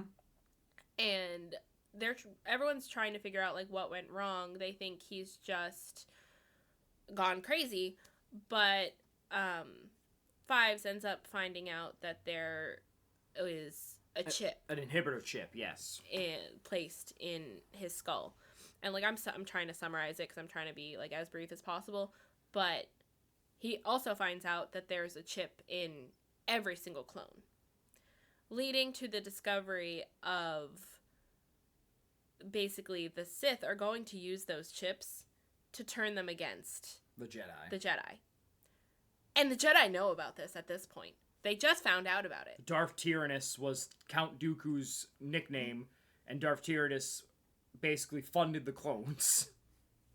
So we learned that at any point the clones could turn on the Jedi, and we said nothing. But the reason I'm bringing that up now... Oh, sorry. You were saying... Oh, yeah, because I was going to say, because they didn't want to instill fear in the public. Because at this point, the public was already weary of the Jedi and the clones because of a certain event that happened before this as well.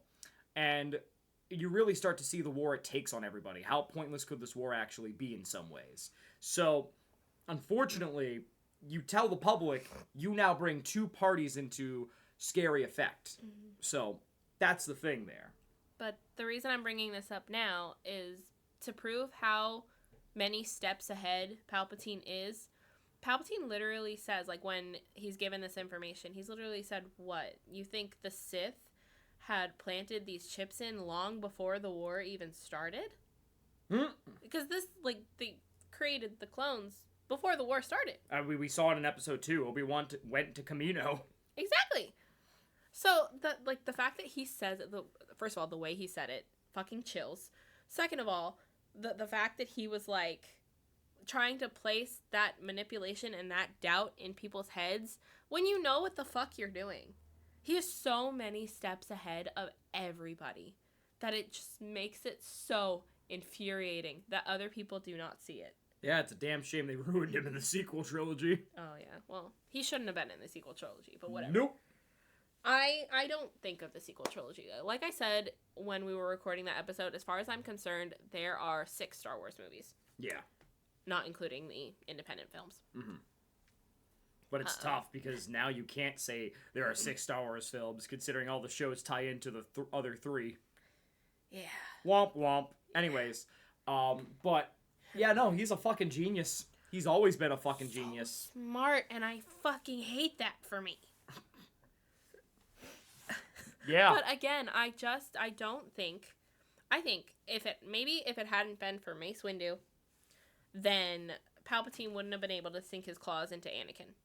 Yeah. However, I don't think anybody else could have persuaded him away from Palpatine. Padme tried. Obi-Wan tried. Yeah. Even Mace Windu tried. Like, I don't think anybody could have taken away the connection that they built, because even from the very beginning, Anakin's relationship with him is so codependent. Mm-hmm. He obviously, like, you don't want to spy on someone you consider a friend, so I understand that. But even at the very beginning, when he is asked to go speak to the Chancellor about something, Anakin's, like, very, like, hesitant, very defensive, very much like, I don't see what he has to do with this. Mm-hmm. He's in his pocket from the very beginning. I genuinely think because of that relationship, there was no turning him away from the dark side. No. And actually, yeah, let's talk about Anakin now. How does it feel going back into this? There are many times in this series, I feel like especially we could talk about, he got a glimpse of what he could have become or was going to become. And he promised him... One time he literally He did, yes. And he was like, I'm not going to become that. April Fools. Well, because they took his memory away. Yep. I feel like if he kept his memory, it would have been very different. Yeah, let's talk about Anakin. What'd you think about Anakin in this series? I had a really hard time connecting this Anakin to Hayden Christensen's Anakin. They just felt a little different. Like, he felt less whiny in the Clone Wars. Mm-hmm. He was more of a commander general in this one, which obviously, like, that's his... It's disjointed, I guess, yeah. I mean, you still see the whininess, though, and, like, the childish side. How many times did he get jealous of Padme? But mostly when he's with Padme, not really when he's in the role of being a commander. Yeah. I mean, he gets to be his own person as a commander, so he doesn't have to bitch and moan and whine, so I get it. Yeah, I saw him as more of a strong character, which, like, it's not a bad thing either or. It's just, like, two separate... like, situations. I think you see Anakin really come into his own when he's on the battlefield. It is definitely disjointed, I agree. I do see it. I see what you mean. But it makes sense in the last season, though, when it all comes together, finally. Does it, though? Yes. Does it really? Fun fact, Anakin's also technically a war criminal. Yeah. He didn't do it on his own. No, but there are many times, such as some holding a commander hostage and being like, you can't use your Jedi mind tricks. I mean, Anakin's like, mind tricks, and proceeds to beat the shit out of him. Yeah. My favorite one of all time to quote is him going on the battlefield in the final season, and he's like, hold your fire, please. I've come to surrender. And faking a surrender, which breaks, in the real world, technically, many different international laws. Yeah. Great. So he's a little bit of a war criminal, but we like him. He's funny, at least. A little bit. He still is sassy as shit, though. He is so sassy, which but it makes him more fun. I love his character. I do love his character so much. I honestly think I prefer this variation of Anakin over Hayden Christensen. As much as I love Hayden. Yeah. And I do think, I know a lot of people didn't like him in the role. I think it's more of the writing which sucks. I agree. Because, like, the Obi-Wan role was him in the Obi-Wan series is much better. Yeah. And him in other series, because this isn't the last series, obviously, he came back for. Ahsoka, he came back for as well, is much better. Mm-hmm. But I do agree. And the police are on our way to arrest us for that wrong opinion as the sirens sound in the distance. Oh, dear. But they're actually getting closer. Oh, we're in trouble. Anyway. We have the wrong opinion. We're under arrest. I genuinely prefer this version of Anakin. Like, he has such a strong presence. And, again, if the original movies were not made before the prequels, I do wonder where he would have ended up. I mean, because the way that he... Sorry. Oh, yeah, you're good. But the way that he is in this series, other than the stuff with Palpatine and the jealousy of Padme, it just doesn't make sense that he ends up being a Sith. Well, I mean, disagree hardcore. There are many other times he questions the Jedi Code and Obi-Wan. Again, going back to the Obi-Wan one, for example. The fact that Obi-Wan faked his death and didn't tell him. Big cataclysm. Ahsoka. How many times with Ahsoka? We haven't gotten to that point yet. But one of the biggest points, too, of the... actually, you know what? Fuck it. Let's talk about that now. I want to talk about it because it ties into Anakin going to the dark side and my point that I disagree with you about. Let's talk about why Ahsoka, you don't see her in the movies or hear nothing about her. What happened with Ahsoka? Well, apparently, the Jedi Temple is bombed and they're trying to figure out who did it. And then, when Ahsoka's going to question somebody, somebody outside of the prison cell force chokes the prisoner, which frames Ahsoka for murder. Because as she's trying to figure out what's going on, She's caught on camera looking like she's using the Force. She's arrested, and the Republic takes control because Tarkin, hey Tarkin, good to see you. Nice to see you. You're going to do many war crimes later on in New Hope. But Tarkin and Palpatine and the Republic are like, this is now a matter of the Republic. The Jedi have no say in this. So, basically, Ahsoka's brought over to the Republic. The Jedi denounce her. Well, Windu denounces her. The Council, Plo Koon and Obi-Wan, don't get a say. They don't get a say. They're like, I don't think she did it, but they don't get a say. All of the evidence is framed as the investigation continues that Ahsoka did it, and she is basically banished from the Jedi Council, which pisses Anakin off because they already formed an opinion before even letting her speak. So, there's that. And then Ahsoka escapes, trying to find evidence, and meets up with, hey, Asajj Ventress. You know, being outcasted. Similar paths. And Anakin's trying to tell Ahsoka, come back, we'll form your case. I don't want you to do this to yourself. And Ahsoka's like, I'm sorry, you've taught me better. There's nothing else I can do, and leaves. Well, it turns out that Barriss, the apprentice of Luminara, is the one that turned against the Jedi and framed the whole thing. And she has a point, though, because her whole thing is that the Jedi are no longer peacekeepers. We are war criminals. We are generals, soldiers, and the public has turned on us, which they have quite a bit. So, Barriss wasn't wrong, but she didn't help either. But because of all this, the Jedi Council then goes, hey, we want you back, Ahsoka. Yeah, you did. This is a great test. This is a test of your character. Never once apologizing, by the way. No. Mm-mm. And she decides to say no.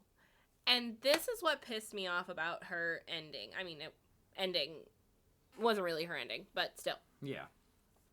Because this season 5, the end of season 5, this episode was supposed to be the last one before it got picked up. It got canceled. Yeah, there was supposed to be more, but then it got canceled. Right. And honestly, I wouldn't have been mad if this was the ending, in all honesty. Like, I do like that we got more and we covered up loose ends, but I get it. She says no. And her reasoning is what pissed me off about it, because she says, the Jedi Council didn't believe in me. How can I believe in myself? It's hard, though, because, I mean, she got that seat planted in by the Jedi. The reason isn't even her own reason. It's because of the Jedi. And Anakin gets it. He's like, I get wanting to walk away from it all. And Ahsoka walks away. But what she should have, like, the reasoning, that should not have been the fucking reasoning. And that's what pissed me off. Well, that is the reasoning, though, because the Jedi got in her head. Whoops, my bad. Carry on. But the reasoning should have been, I have believed in you every step of the way for the last 5 fucking seasons. You can't believe in me now. But Anakin did believe. But even he had his doubts. Nuh-uh. He did, though. Your Honor, nuh-uh. He literally, when he saw her standing next to the explosives, he had his doubts. He was literally like, oh, shit. But then he was like, no, she wouldn't. Because he knows better. But he had doubts. Well, he had the doubts because, again, the Jedi planted them. The Jedi planted every single doubt. And on a young, impressionable kid like Ahsoka, it's hard to not have that doubt in your head. I get you don't like the reasoning, but it's a very important reason. I don't like it either, but it's because the Jedi fucking suck. They did that. Reason. They literally, and the reason that probably is the reason, though, is because they framed it as if it was a test of character. If that wasn't their framing, she probably wouldn't have said that. But that's the thing, is that the Jedi were always in Anakin and Ahsoka's head. So, stupid reason. I know it's the stupid reason, but you'll get over it. I really won't. I know you won't. But that's the reason that makes the most sense. You don't have to like it, but it makes sense because the Jedi are like that. So Ahsoka leaves, and now we're going to get to my point because she does appear in Season 7. Season 7, phenomenal. First half, though, it's okay, I guess. Who cares about the twins? I really don't. Yeah, I mean, it was nice to see what Ahsoka had been up to up until that point, but... I didn't care about the twins. No, they were kind of annoying and just so naive, and... Yeah. I mean, I get it because you're trying to show that all people have been affected by this war, even if you don't, like, you're not trained to understand it. I get it. I get why they were involved. Yeah. But Jesus Christ, they pissed me off. Yeah, but then Ahsoka comes back because she's going to be, she's trying to free Mandalore from Darth Maul. She contacts Anakin and Obi-Wan. They reunite. They're all going to go fight Darth Maul, but then get separated because Palpatine's been captured, and she calls Obi-Wan out on that shit. Like, you're going to help the Chancellor. And he's like, that's not fair, which in this case, it's tough. You want to see both sides. On one hand, your leader is being captured. On the other, this is also a rogue Sith that can stop everything. So it's hard to decide at that point. So that leads into Revenge of the Sith because Anakin and Obi-Wan go to Coruscant, Coruscant, I should say, sorry. And then Ahsoka's given Rex and some of Anakin's Legion to go to Mandalore to free everything. Because of this, I believe Anakin fell to the dark side. Because seeing Snips, as he calls her again, was a nice little thing for him. Like, literally, he's like, what are you bringing me on for? And they see the call, and he's like, where have you been? Are you okay? Like, you hear him so confused, and then the tenderness of him asking, are you okay?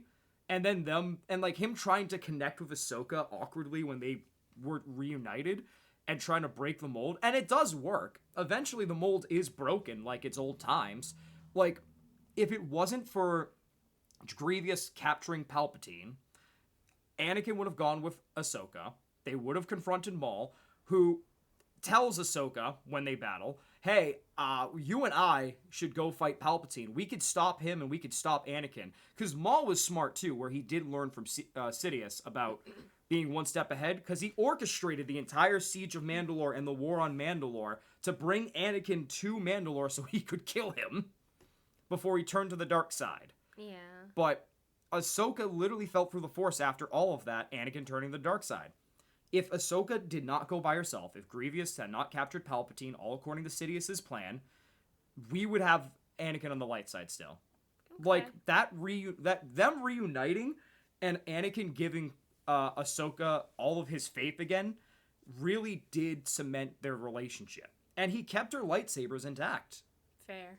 So, if it wasn't for him going to save Palpatine with Obi-Wan, they would probably still be together. And they would still be the light side of the Force. There wouldn't be an empire. Like, Padme is one thing, but Ahsoka's an entirely new thing. Like, he saw himself in her. And she is exactly what Anakin would have been if he had never turned to the dark side in many ways. So, I really do think Ahsoka is the catalyst of everything could have been different. Okay. Yeah. I agree about Ahsoka, but even that, it's a flimsy line. Because I still don't think he would have chosen her over the Chancellor. Well, he almost did. He almost did, though. Because Anakin was there as the third party watching Obi-Wan and Ahsoka basically be like, that's it? Like, what are you doing, It, like, literally, he was watching. It was his idea to split them up. Because he knew Obi-Wan would have wanted Anakin with him. And Anakin was like, I'll update Rex to General. And then Ahsoka could be there as an advisor. Because he knew the logistics of the Republic and the Jedi Council. Anakin literally did it to keep the peace. But he wanted to be with Ahsoka. You could see it on his face when he gave her the lightsabers. He wanted to go. Fine. I still hate it. I know you hate it, but it's because of what happened that you hate it. So, that's my big thing. That is my big thing. I think we should probably talk about the arcs now. Oh my gosh. We don't have to go into specifics. Just. I mean, I think we talked about the main Talk to me about how you feel about the arcs. Like, was there ever a dull moment it felt like in this series? Because it's an interesting series where it tackles not just the battles, but the negotiations, the behind the scenes, and the unraveling of conspiracies. No, I don't think so, at least, because I feel like with a show like this, as well as like shows like Fairy Tail that have really long durations. Yeah. I mean, not like durations, because the episodes are only like 24 minutes, but like a long running series like this, you need some filler episodes. This definitely had some filler episodes, but I think they were fun, and it really didn't make anybody seem like they played a lesser part. Yeah. Because there were so many characters in every single episode. Like, we got that arc with the droids. We got... Oh, the planets. We didn't even talk about, like, the worlds that we got to see. Again, my favorite part of almost anything. I figured we do that after. World I figured like we do that after the arcs because the arcs are important. I feel like, but then again, the worlds are okay. If you want to talk about the worlds, go for it. We're talking about both at the same time, honey. Fair we don't enough. Have to, yeah. Okay. But just I don't think any arc. Like, there were some that I found really fun because of the worlds, like the one, the underwater Oh, world. Mon Calamari, yes. I liked that. That one was really fun. That is a very gorgeous setting. They did good with that. Some, like, did kind of overlap because we see a lot of worlds that wish to remain neutral, which we've kind of touched upon, which there's no such thing as. I really don't think there were any bad arcs. Like, I wasn't bored of anything except arc? For the beginning of season 6. I mean, season 7. Yeah, the season 7. Yeah, that was okay. Just because of the twins. What was your favorite arc? Like, how did it feel to get the blend of battles and world building? Was it fun? Was it successful? It was definitely successful. It was also funny, this show, might I add. It was. Shout out the battle droids for being the dumbest shits in the world. Roger. Oh, yeah, I knew you'd love those guys. But what was your favorite arc? Probably the Mon Calamari one, because I like Wow. underwater settings. Okay. It's fun. I'm surprised. Why? I thought you were going to say the very last arc. No. That was like the pivotal arc of everything, and it was beautifully shot. The Ahsoka versus Darth Maul was one of the best fights in the series, in my opinion.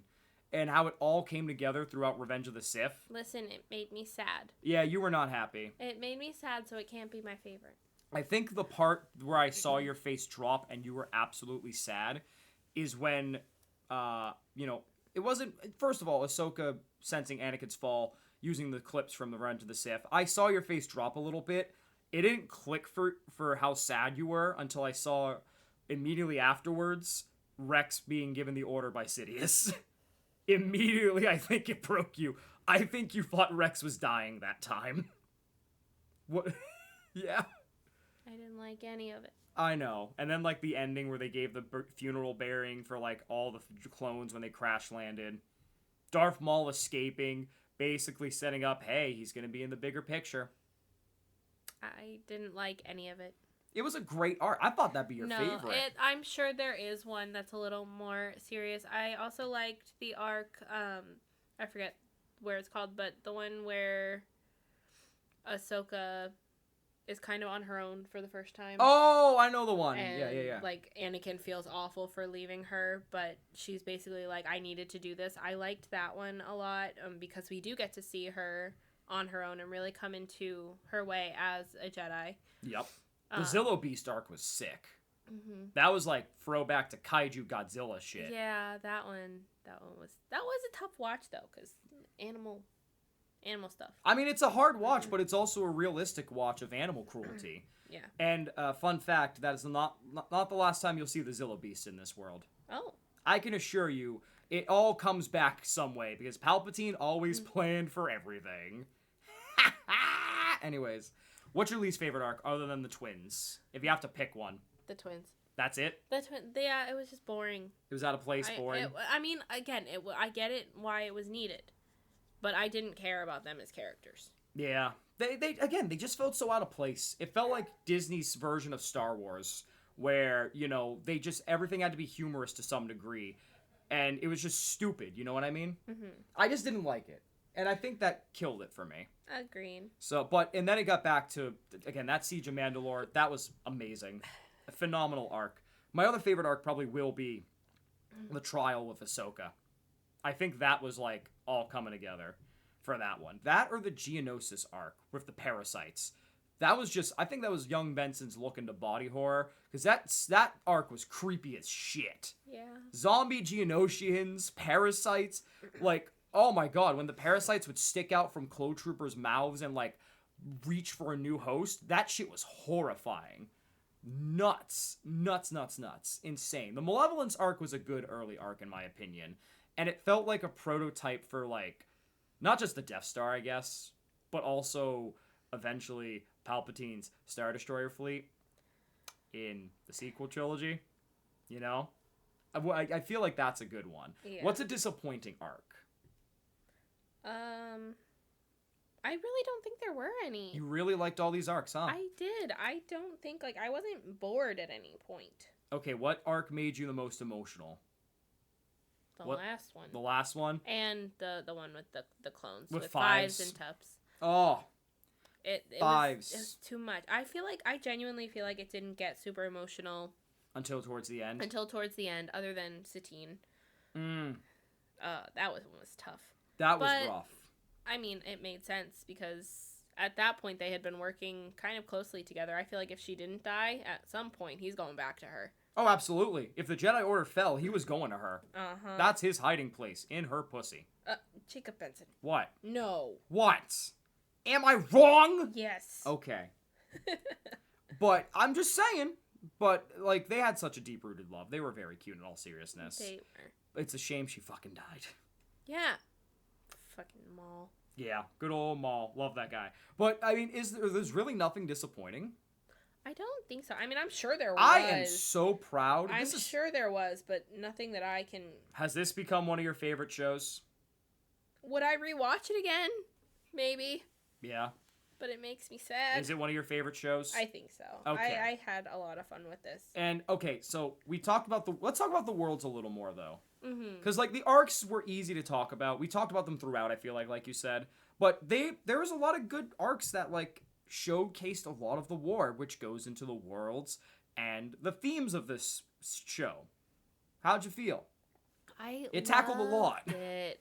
I think, I mean, would have been very easy to show the normal Coruscant, Naboo. Like, it would have been very easy just to keep Geonosis the show for 5 times. Right.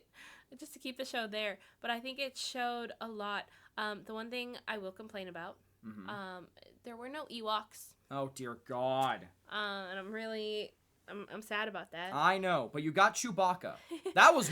we got to see Chewie. Of all the cameos and, like, extended character lore, we never talked about the most important one. Ahsoka and Chewbacca's little arc together. No, that one was fun. That one was a lot of fun. But, again, walk me through the worlds. How did it feel? Did everything feel unique? Mm-hmm. It felt unique. Again, what I wanted out of, like, Eden Zero, where every planet has its own theme. So there's a lot more world building. It felt like that. The reason that I liked, what's the world called again? The underwater world? Mon Calamari. Mon Calamari. Again, I like the idea of an underwater world where... That isn't Gungans. That isn't Gungans. Yeah. Yeah. So that was fun. Just the fact, like, having different worlds have different, like, atmospheres, different themes, and getting to see all of the different people that live there. I loved that aspect of any piece of media. So the fact that they took this and it really expanded on the worlds, 10 out of 10. Oh, it was great. It was absolutely fantastic, honestly. Mm-hmm. How about the themes? We tackled a lot. Animal cruelty, neutrality, love even at many points, what it really means to be in the war, outside of neutrality, because that's a whole different thing. There's a lot of heavy shit they tackle in this series. How did you feel about it? I hated every second of it. No, Okay, I was gonna say, wait a minute. No, if we're being honest, like, it shows everything about the war. It doesn't just show the battles. Most people like to assume that war is just fighting, not realizing how much talk goes into it, not realizing how much negotiation, how many people's lives go into it. Like, we get the views of the senators. We get the clones who are actually fighting in battles. We get the Jedi who aren't supposed to be fighting in the battles, but they are. They're there front and center. The people who want to remain neutral, but at the end of the day are either forced to fight or die. Because regardless, like, you want to remain neutral, I totally understand that. You want to know as little as possible, I totally understand that. Not happening. But it can't happen. No. One way or another, whether your planet is being invaded or you end up, I don't know, some other thing. Like, you're getting involved in this war in some way. Yeah. You can try to remain as blissfully unaware as possible. It's not going to happen. And I'm saying this as somebody who is uncomfortable when talking about these kind of things, because it is scary. I don't like being scared. And I know a lot of other people don't either, and they wish to just remain as blissfully unaware as possible. It's just not a thing that you can do. No, it isn't.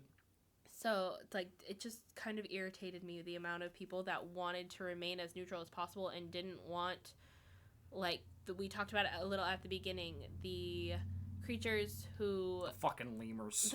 Yeah, essentially the lemurs, who pretty much told them, like, you need to leave this planet. They didn't even want to help. They didn't even want to help Anakin, who was injured. They were like, no, he can die. See you later. Literally, that's exactly what they said. And then somebody lands on their planet, and they're basically like, hey, your planet is mine now. Yeah. So you're dragged into this war regardless. Oh, yeah. And I think the Jedi were more... There's no difference between the Separatists and the Republic, because the Republic's nicer about it. The Separatists are more brute about it. And this does show war has no big victories in it other than the people taking part in it, because how many civilians have died? Going back to the Zillo Beast, the animal cruelty shit. Again, like, just terrorist attacks on things like the Jedi Temple. And again, many parallels to many wars being unfavorable when they thought were to be good in the public eye, like Iraq and Vietnam, like the public turning on the exact body they're fighting with. It's not easy. It's very interesting to see how they handled all this in 100 episodes. And again, going back to Pong Krell as well. Even people inside and Barriss Offee as well. I think that's the last name. Like Barriss and Pong, different ideals, same motivation, or different motivations, same execution though. They destroyed their own armies from within for different reasons. But it still was there. Infighting is a huge thing that tears apart as well, which has led to 50 different factions and armies, even within the main two. It's so interesting to me. And I think this is one of those kids shows, quote-unquote kids shows, that handled all these topics maturely. Very maturely, in my opinion. Well, you can't sugarcoat war. No. You could try. I mean, you could do like the 90s, 80s thing, like, hey, war's bad. You laugh, but Captain Planet's right fucking there. Save the Earth! Anyways, Captain Planet's good media, I will say. But, like, you need people to understand the complications without talking down on them, and I think Star Wars does a good job at that, because it makes you feel attached to everything, not just the main cast, but the clones, even the smallest of clones' roles, and the worlds themselves. Beautiful worlds for the most part. Even the most violent of worlds, like Umbara, have their own needs, and it makes you appreciate the spirituality of everything too, like the Night Sisters. And it really shows how ideology and just strong bruteness can be like a downfall at times. It's one of those things where like the Jedi is the opposite, like ideology and feelings cutting off bad, but using too much of them in the case of the Republic and the people, also bad if you don't keep it in check. And we see both sides. This series, at the end of the day, is all about keeping human emotion in check at its core. And that, you know, going too far one way or the other in regards to, like, pushing humanity at its brink is not good. You want to make sure everybody is living in an equal world, but you can't go around, you know, saying that and then harming somebody. That's basically it at the end of the day. And that's what we see so many times. So I really love the themes for this show. I think it sticks with me so much throughout because of that. And hey, shout out that show. How many shows made Benson liberal as fuck? 7 seasons worth. 7 seasons worth. So that, again, I don't know how anyone could watch this series and be Republican. It's not possible. Absolutely not possible. I don't think there's a way that you can, because there's so much talk about like freedom and how war is not good for anybody, and letting planets and people exist, and how wrong it is to actually conquer a planet, how no matter how forceful or peaceful it is, because the Republic got called out for that many times. Conquering a planet peacefully, it's still conquering. You're not giving anybody their independence. And then it's literally the biggest thing to talk about, and it's parallel at many points. The peaceful conquering compared to the outright conquering. Like, we're so used to talking about conquering as in, an outright conquest, like Genghis Khan or America on the Native Americans, or even Palestine and Israel. We're so used to talking about that. But sometimes there's such a thing as peaceful conquering, where it's a negotiation. Again, going back to Palestine, Israel was given that land without giving consent. Just saying. So, just gonna put that out there. So, again, this is one of the shows where, like, where did Benson get so fucking liberal and outspoken? Right here. Right here. Star Wars. Right here. This series. I love it. It's fantastic, and it handles things very maturely, and it gives it room to grow. I know people have their issues with long-running series, but I think this is the one where if it was anything less than 100 episodes, I don't think it'd get to grow. Mm-hmm. Do you agree with that? Agree. Yeah? You have anything else you want to say? No. We spent a lot of time talking. I do have a couple complaints about the show, mainly towards the beginning. Oh, here we go. We talked about the art style when we were talking about the movie. At the beginning, okay, I feel like, I don't know if I'm crazy, but I feel like the art style got better. It did. As the series went on. I agree. It's, like, not the best animation, but it's the most distinct. Like, you see a photo of that, and without any characters on it, and you know immediately. Yeah. Yeah, you do, actually. So, it's something that needed to be improved upon. Not the worst, not the best. Okay. The voice acting at the beginning of the series. Oh, yeah. Felt a little stilted, and I think it was because some of the voice actors were trying to mimic the voice of, like, Obi-Wan, especially. Like, the voice actor was trying to mimic Ewan McGregor. Yeah. And it didn't always work. Other than that, though, the series found its own. It really, it made such an impact on me. This is probably one of my favorite Star Wars productions that we have watched to date. Hell yeah. And it has definitely, made me more excited to watch the rest of the series. Because I think, the rest of the franchise. Because I think the next couple of shows we have to watch are more animated shows. Yes. Rebels is next. Rebels, and then Bad Batch. Oh, Bad Batch. And then I think we get into another... Oh, yeah, because then it's Mando, so that is another live action. Yep, and that's like after the Empire falls type of thing, so yeah, cool.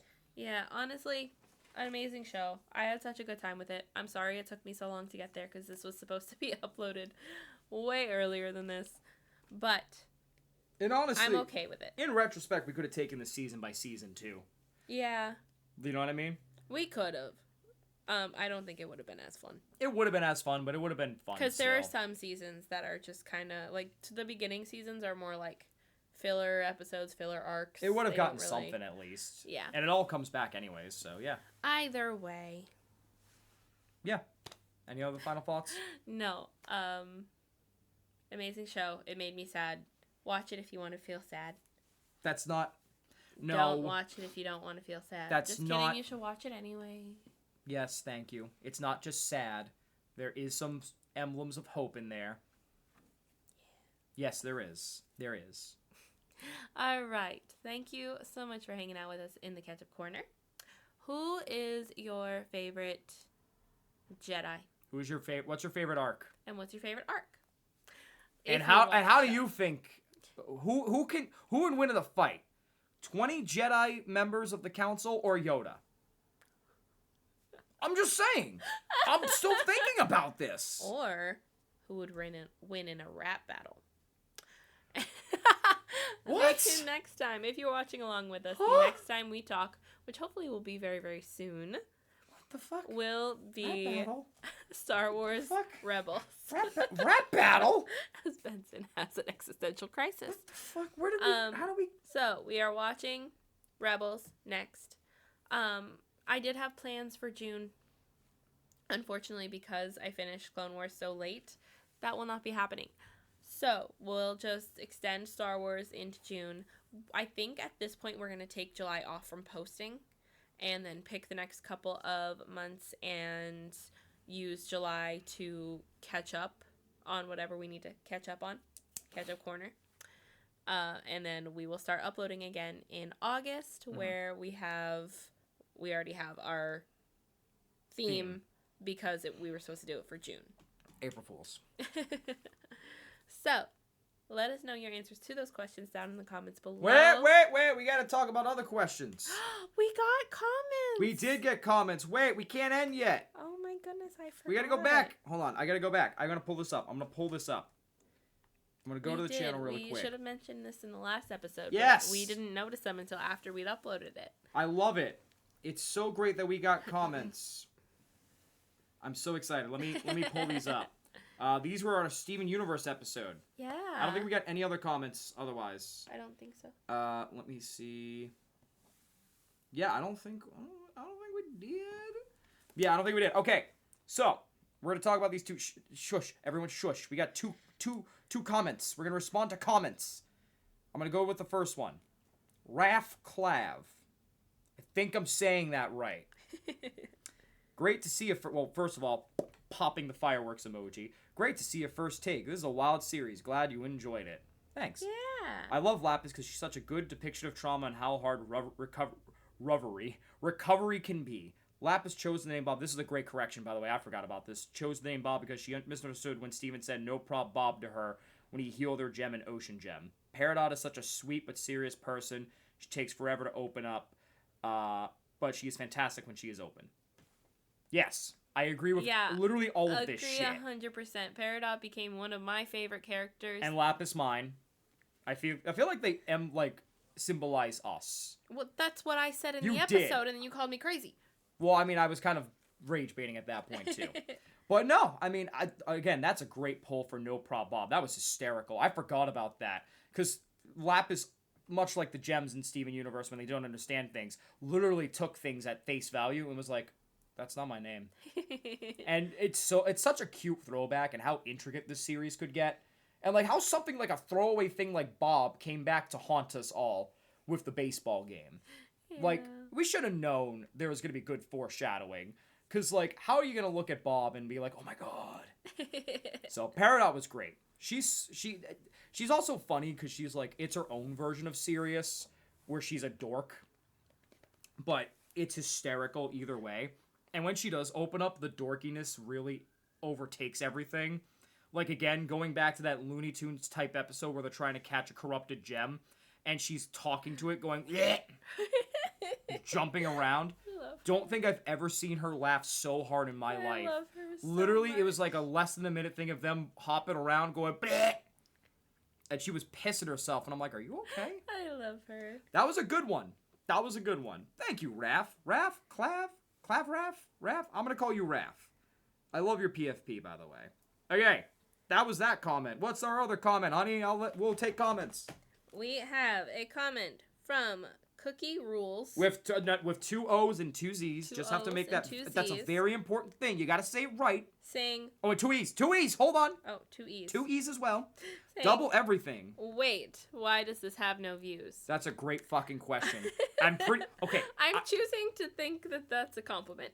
I think it was actually, because they did reply to you, I'm pretty sure, right? Yes, because what I had said was, make sure to tell your friends and thanks for stopping by. And they said, of course. Yeah, they definitely did. It was definitely a compliment. I assume it's a compliment, which means y'all need to start viewing our videos more clearly. Yes. I also want to point out I have a conspiracy theory about my content and any content I'm a part of. I definitely think a lot of sites might be, like, not liking me. Because some agents out there are frowny facing me because I also call out their sites for being bullshit.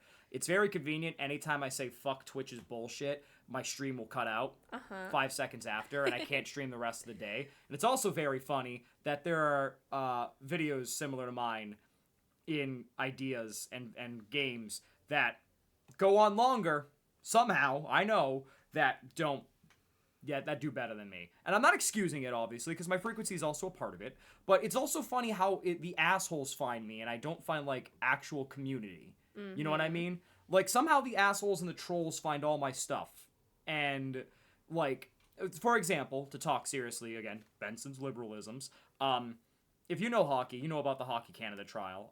Fuck Carter Hart, first of all, and fuck Brett Howden, and fuck Vegas for hiring them. There was an NHL article that basically said, there was a quote that said, Vegas not apologizing for success, which is wild considering Carter Hart basically SA'd a girl and was one of 5, and there was never really an apology, and they were acquitted, different from being found not guilty. Just gonna put that out there. Even though there's a documentary that's out in Canada right now and not releasing until after the playoffs in the US, great conspiracy, by the way, about the trial that shows a lot of the evidence and the text messages from the group saying, yeah, contact your agent real quick, or we got to make sure all our stories line up. I posted about this saying, fuck you, Vegas, fuck your fucking bullshit, literally downfall of an organization, and quite literally, like, tone deafness on apologizing. I proceeded to get every comment in the world from everybody. People are very comfortable using the R slur, by the way. I just want to point that out. Like, everybody basically misinterpreting my post saying I was, basically upset hockey-wise.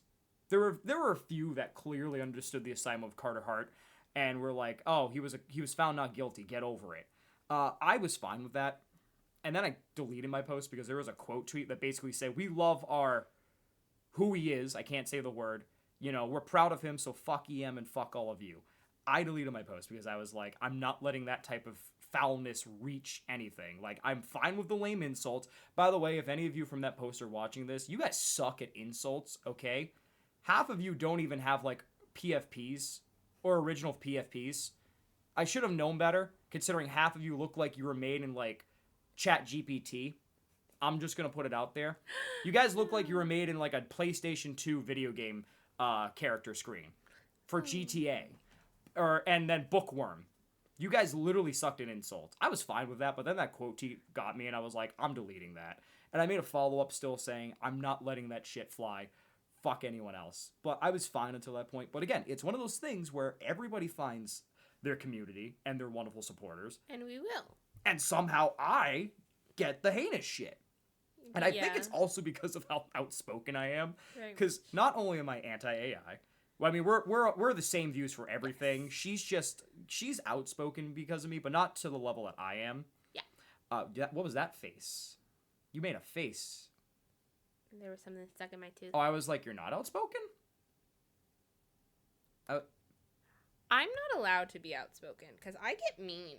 You do get mean.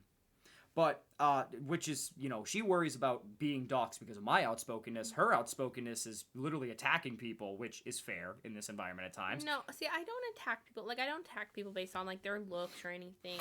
I just attack people and make them cry a little bit. And you know what? That would be more doxing than me being outspoken.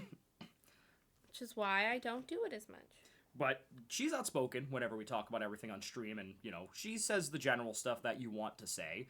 But when it comes to the attacking, I'm like, don't do it. I'm afraid of us getting doxxed. But hey, I definitely think, what's it called? What were you going to say? Don't be stupid and I won't make you cry. Valid. I definitely think there's a little bit of censorship because I'm calling out the websites in my videos and my streams for being stupid and funding AI and just stupid nonsense that ruins creators even before AI. And also, again, I'm very outspoken against our quote-unquote president, and also I'm very outspoken about Palestine and the Congo and literally Ukraine and everything else going on in the world. And the fact that, America fucking sucks. So, obviously, I pissed off the overlords of the government, so, Benson's getting a little censorship, and I'm taking my wife with me. But hey, I should do an episode with somebody else and see if we get views. Can we actually do that? No. Wait, I want to try this now. Wait a minute. Can we do that? No. No, this would work actually. Alright. But no, thank you for that, by the way, Cookies. With 2 E's and 2 Yeah. Z's. We appreciate you stopping by. And the fact that, like, because you can never tell with, like, people being like, why does this have no views? You can never tell if it's legit or trolling. I think it usually is. I think it's legit. And and of course, the fact they said, of course, you know, I'm very happy that we gained a new, I think they subscribed to us, because I think after We had that day, 15. we had 15. So, hey, if that was you, Cookies, thank you for that. If not, you should join by anyways. Regardless, we're gonna keep posting because as much as it's nice having viewers and being able to like do this a little more frequently, And maybe get paid one day for it. That'd be nice. It would be nice, but honestly, We're here for the love of the game. I know we're here for the love of media. We're here for the love of each other, just chilling and We hanging love out each and other? talking to you. Shush. I thought this was Spanish class. But we're here for it. So thank you for at least finding us through Steven Universe. And we Yeah. hope to see y'all soon, Raph and Cookies. So All right, we didn't well. forget about you. We almost did, but I was like, wait, I feel like we're supposed to do something. And that's because we never really get comments. And then I was like, oh, wait a minute. Well, thanks for hanging out with us in the Catch Up Corner. We will see you next time with Star Wars Rebels. We love you and goodbye. Wow, that's abrupt ending. We're just going to end it there. We're not going to say anything great. We love you. Bye. Yoda clears.